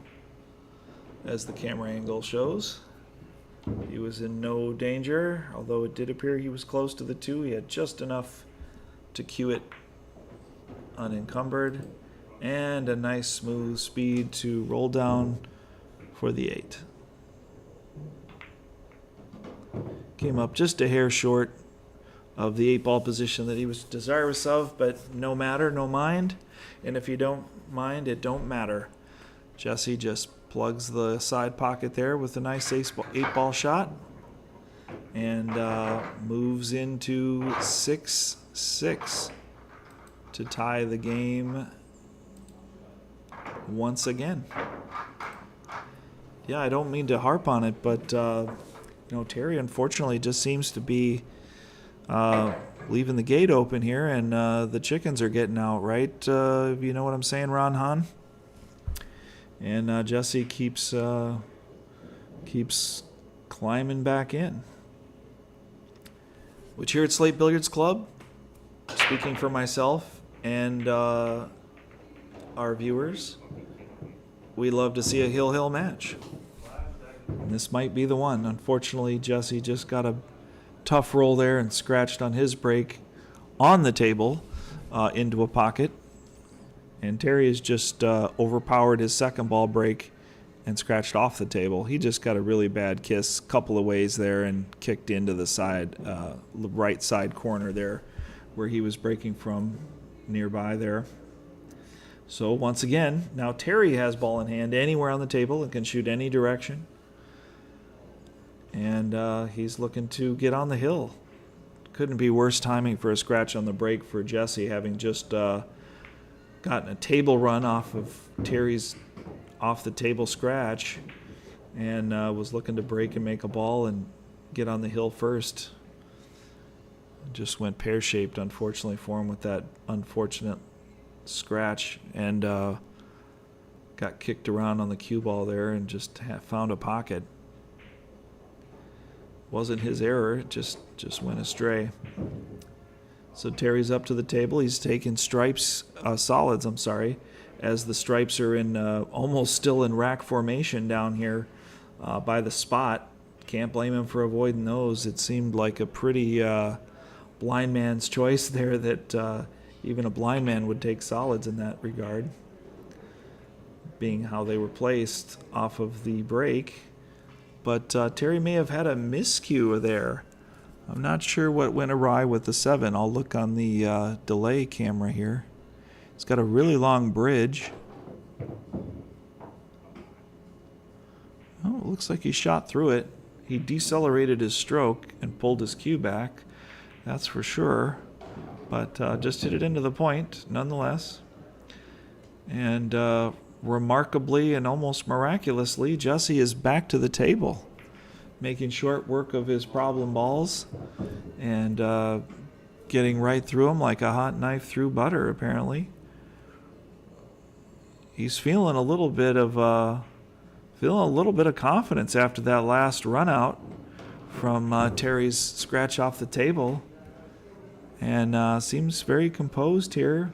He's taking his time even a little bit, looking at some of these lines between traveling between the balls here. Just a bit strong into the point.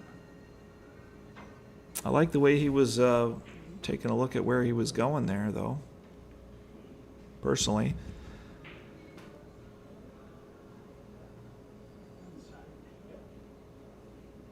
Just caught it into the point. And these pockets are 4¼ inch pockets. I don't know that I've mentioned that in this broadcast, but they are not forgiving, and they are not helping you rattle balls in. If anything, they rattle out. So he just hit that straight into the point, and I'm sure on most of the tables that you folks play on at your local rooms or local bars or pool halls, the balls are going to go in, no problem. But here at Slate Billiards, it's top equipment and top standards and strict and stringent pockets. You got to hit them in or they just don't go. They don't wipe their feet before they come in. They wipe their feet and they stay out. 9 times out of 10 anyway. So Terry's back to it here. Once again, the tides of fate have turned, and Terry's back into the table.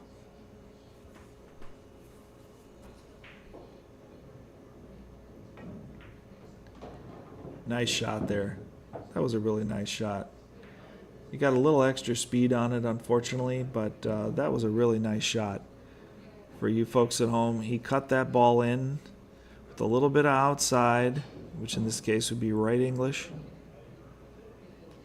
and just pulled it 2 rails and 3 rails. Wanted to kind of sit on it there, just got a little too long.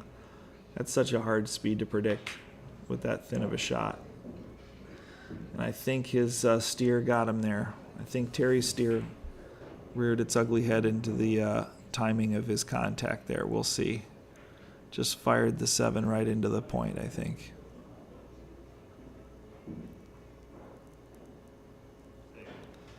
Looks like he might have tucked. It was actually a pretty good camera angle to see that. I think he might have just showed his wrist, and his hand might have just tucked on that one there if you were looking at the lower right portion of your screen, or if you can rewind it back at home and prove me right or wrong there. Jesse has taken full advantage of that error and played a pretty nice safety here, pushing the 15 into the tit, this time on purpose, to lock up the pocket for himself and leave a 15 right in front of the hole on purpose, and treetop Terry over the top of the 15 and obstructed by his 10 as well. That is a really nice position to be in for a safety there, and a terrible position for Terry to be in. This is the punishment for not doing your pre-shot routine, and this is the punishment for not making the shots as challenging as they may or may not be at the time. This is the karma that comes from not making them when you have them in your hand, in the palm of your hand, or in full view of your ability to make them. Sometimes you get punished with shots that you simply can't make as karma. And this appears to be the case on the last turn for Terry and Jesse here.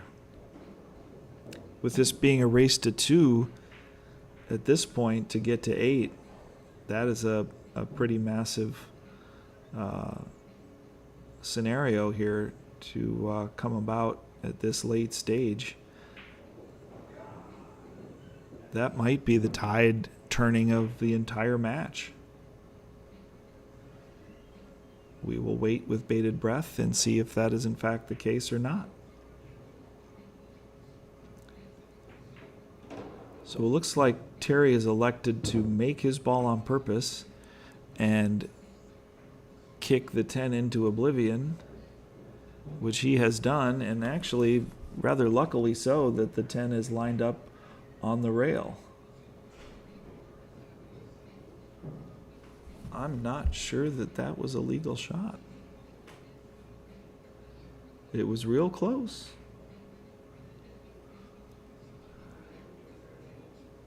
But I'm not the ref, so it doesn't really matter.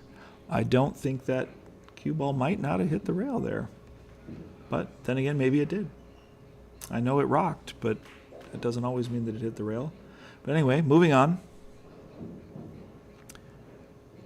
Could just be my camera angle here, more than likely.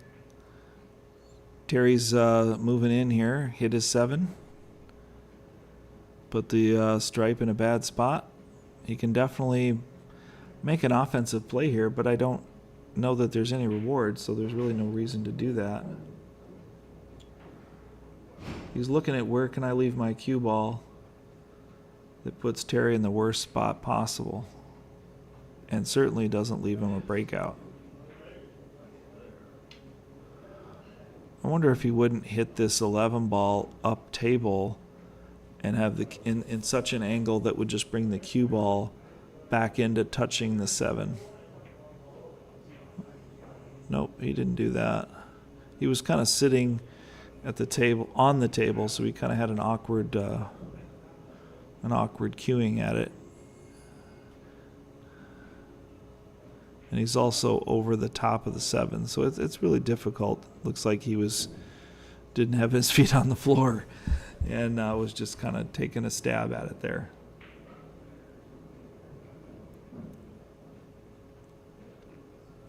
They might be going to Mike to discuss that he did not have his feet on the floor and whether or not that is a foul. And it appears that that is correct.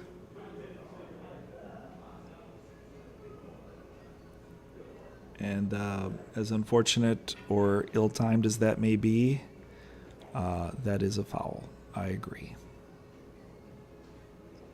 So good on Terry to understand that scenario in the heat of the moment there and get himself ball in hand.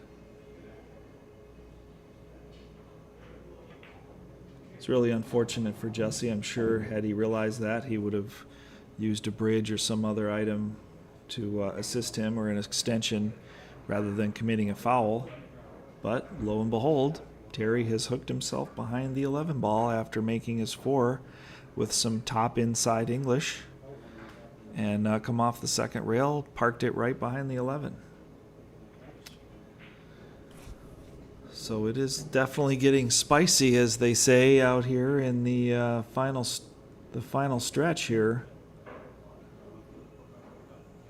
Fatigue may be a factor, as they've both kind of really been slugging it out here back and forth.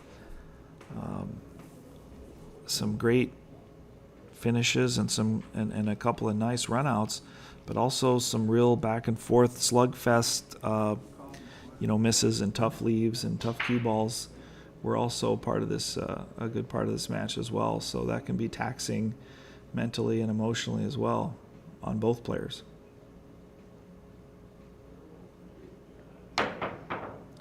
Made a clean jump, too clean of a jump, in fact. He jumped the whole ball and the whole shot and the whole situation there. Jumped his ball, his opponent's ball, jumped over the moon and everything else. Unfortunately, just had a little too much oomph on it there.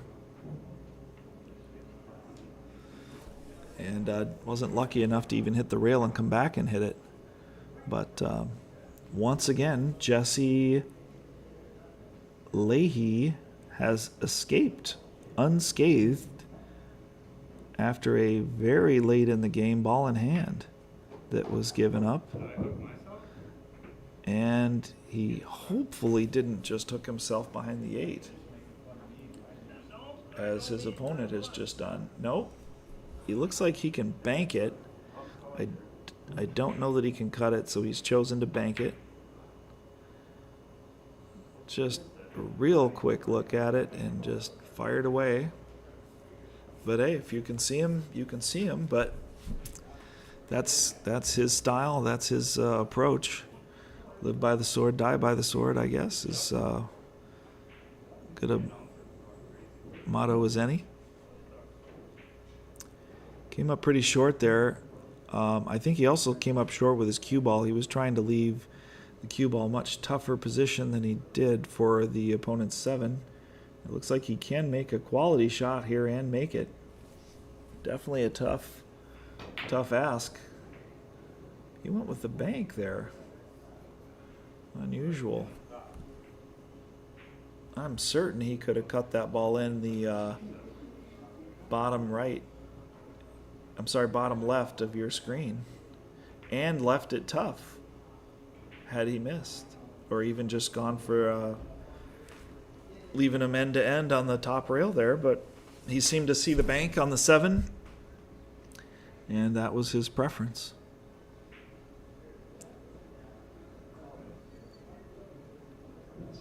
So Jesse Leahy has elected to play safe off of his 10. Didn't quite hook him on the 7 as he would have liked.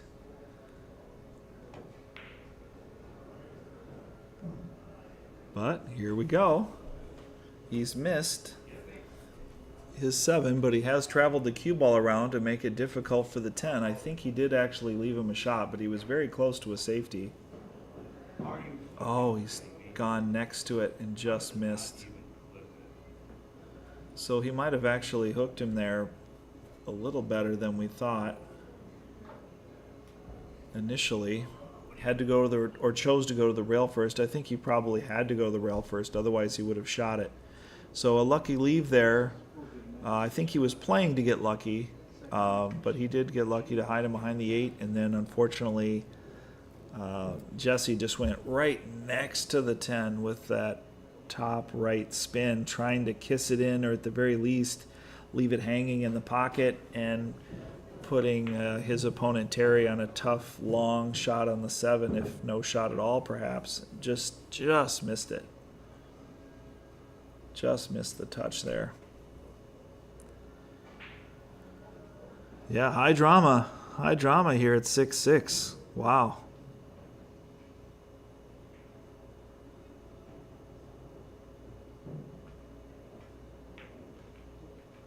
And the drama continues. I didn't want to give him the commentator's curse, so I bit my tongue there in silence and bated breath, waiting for that shot to develop. But I said to myself, I says, that 8-ball is not guaranteed.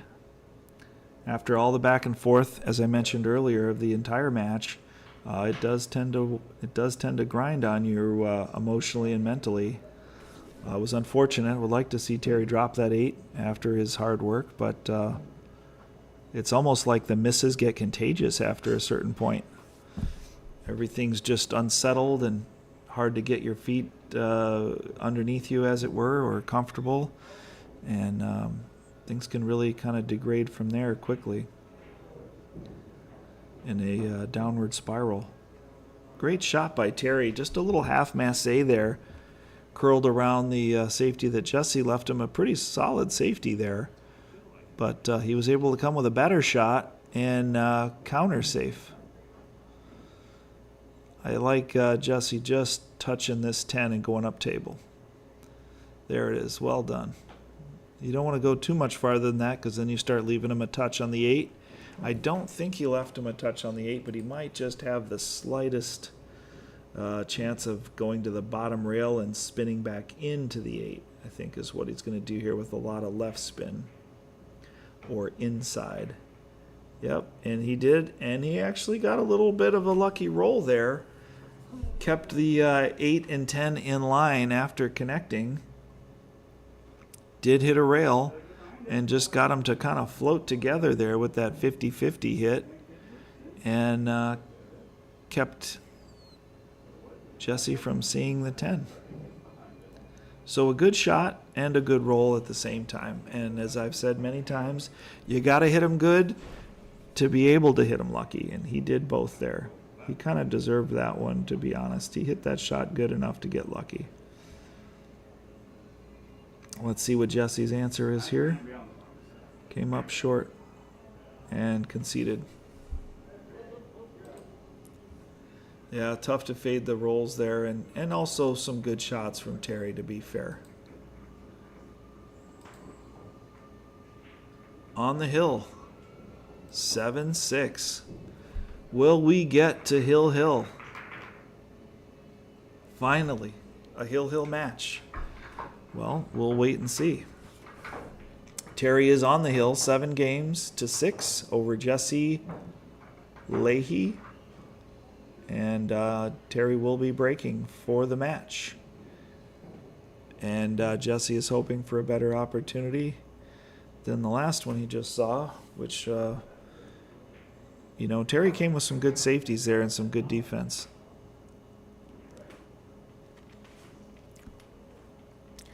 All right, let's see how Terry chooses to break him here. He did jump off the table with a very strong second ball, too strong second ball break. Looks like this time he's going to go back to the head ball from the just offset of the diamond, first diamond on the rail and the first diamond on the other rail. I don't know that he's going to hit him super hard here, but we'll see. Nope, he did, and he got some top spin on it there, but to no ill effect other than his cue ball is buried underneath the rack. And he did pocket a ball, so he is in control of the table.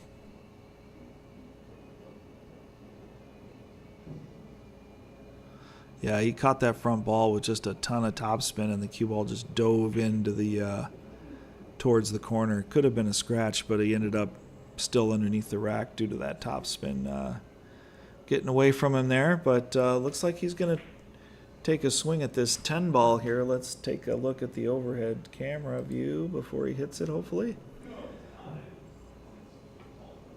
Oh, we had the 15 after all.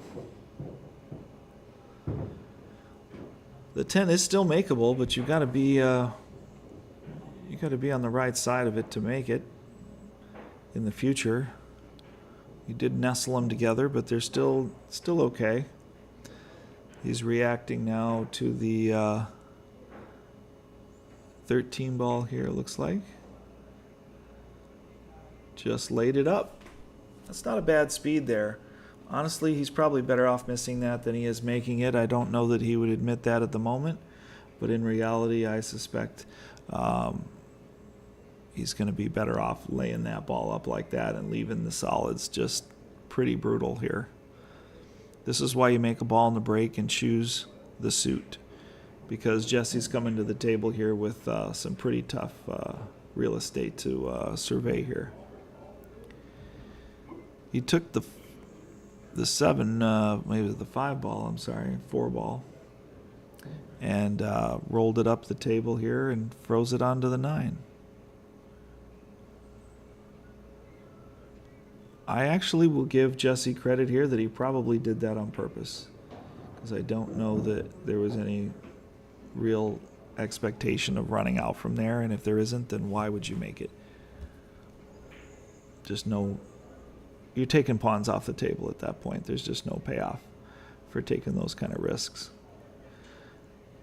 So back at the table, Terry almost scratched, shot from the jaws and made a nice shot.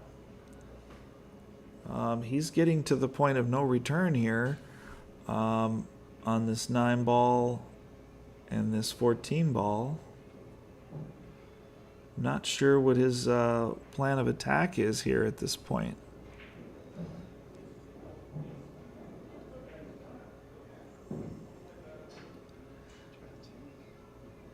He's calling the 10. He's got to go carom there, but I don't think it's on. He's got to cut this ball really thin and just hold it up and leave it there. Yeah, that was... I understand the idea of going for that shot. And I like those shots in general, but that shot just wasn't on. And I understand he was in a pickle there and had to shoot at something. Or he felt at least that he had to shoot at something, but that shot, I mean, went in a diamond and a quarter, diamond and change away from the pocket. And he didn't even hit it bad. It just wasn't on. It just really wasn't there. I would have liked trying to trickle that 5 ball towards the hole and maybe blocking something up for himself. Great bank. Man, I can barely get back to the camera angle here. Jesse's smelling blood in the water, I suspect, and made a nice breakout, a nice couple of shots, and he's looking to get after it, folks. Yeah, that bank really opened up the table, and he was fortunate that the cue ball got up for the 1 and was in position to win. Unfortunately, just couldn't put the 6 down. He was at the finish line there to get hill. Not sure what went awry on this ball here other than just overstimulation perhaps. Just caught the 6 ball too full. Didn't even really hit the point. He missed the pocket there by a little bit. And back to the table is Terry with an open table with the exception of the 11. Well, he kind of swiped at that one too, but he's getting away with it for the most part. Doesn't seem to be affecting him in his accuracy at this point. It's just an instructor's pet peeve, I suppose. That's why I keep harping on it. He hit that one clean. I hate to say it, but it might be all she wrote here. Unfortunately, I'm still rooting for a hill, but we'll see if Terry can close it out or not.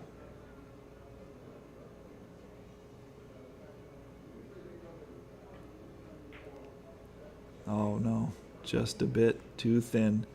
Overcut it to the rail. Didn't hit the point there either. He hit the rail. And Jesse is excited and rushing to the table to shoot. And how could you blame him? I don't know if that's a reprieve from the governor. That's climbing off the cross for a downright resurrection to be back in this game. And he closes. wipes the sweat off his brow in relief that he was able to get back to the table. Well, folks, it is, in fact, Hill, by hook or by crook, by plan or by happenstance. It has managed to arrive at Hill. Good luck to Terry and good luck to Jesse.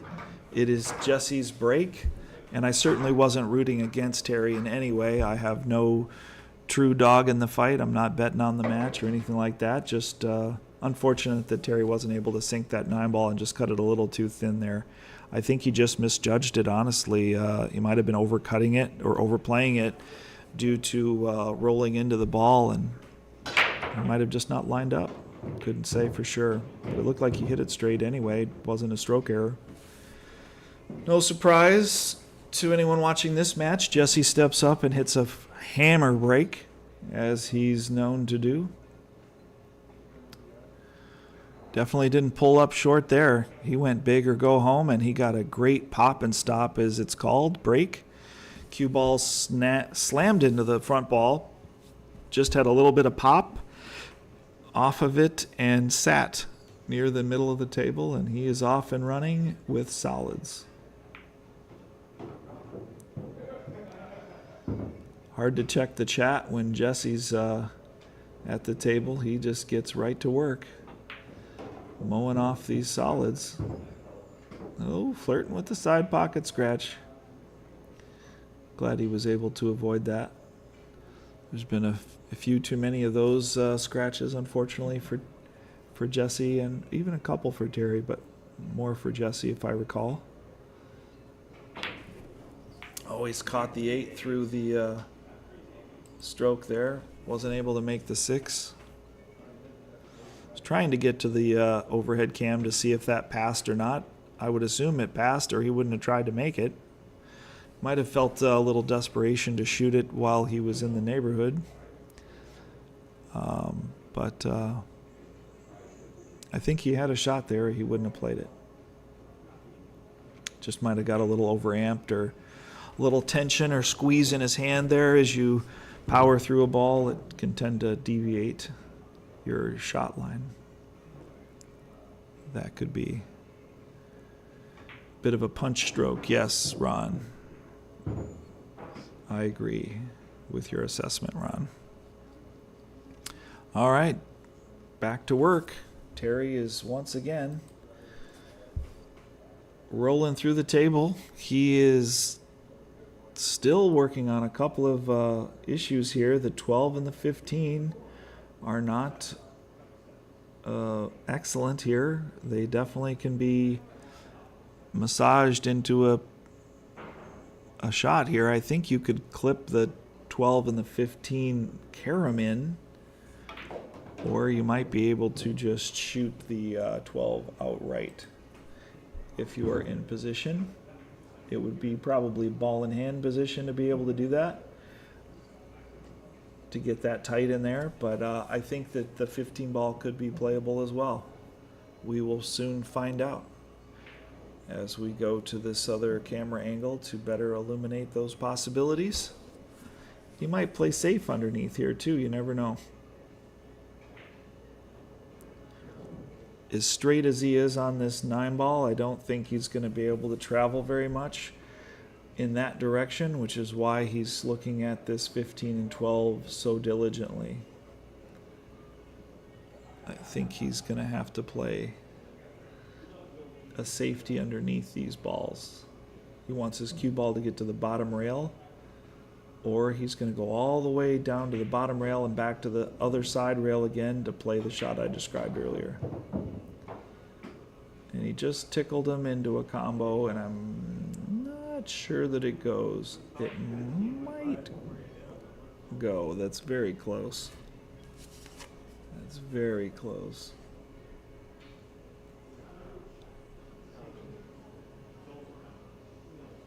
I think he might be able to just tickle it in and have it sit in the pocket,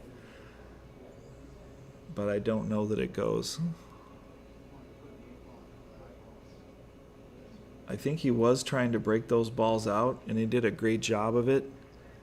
to come off of that 9-ball with that big stroke and that much spin, pocketing his ball and getting over there. So, kudos goes out to you, Terry, on that shot. But unfortunately, they just don't appear to have lined up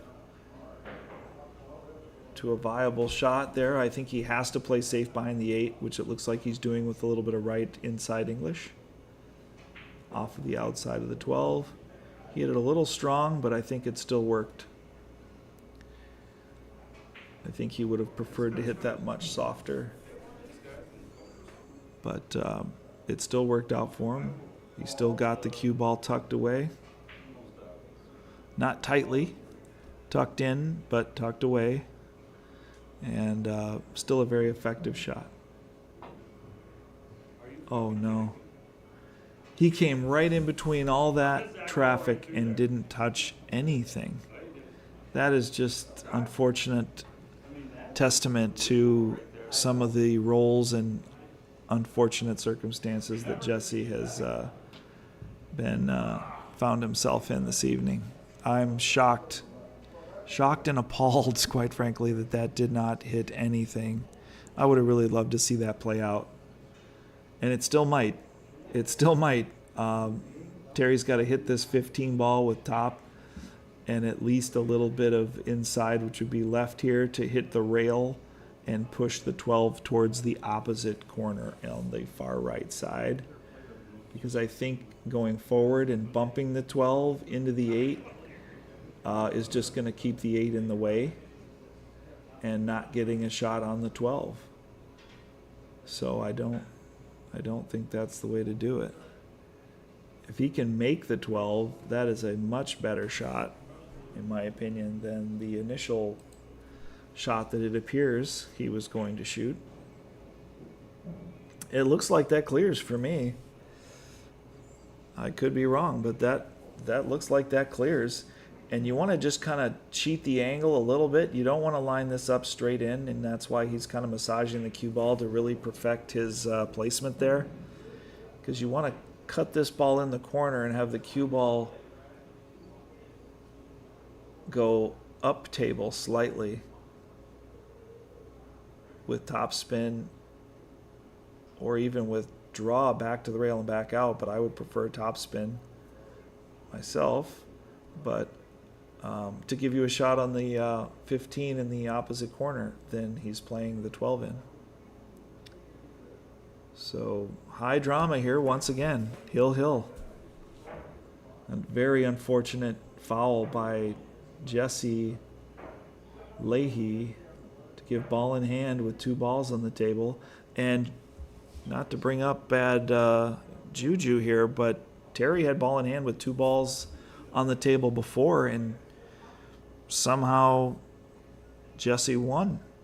I don't know if that will happen again, but he's drawing it back here, it appears, to the rail and back out. He's going to stab this in and draw it back.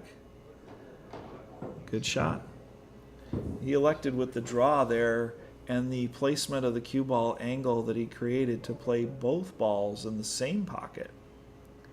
Can't argue with that. It's going to need a little bit of extra sauce on it to get it back for the 8 ball. And he managed to do it. Wow. Great play by Terry Johnson.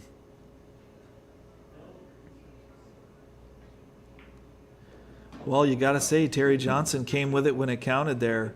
Tough break. Really unfortunate. Jesse's scratching his head. How did this go through there?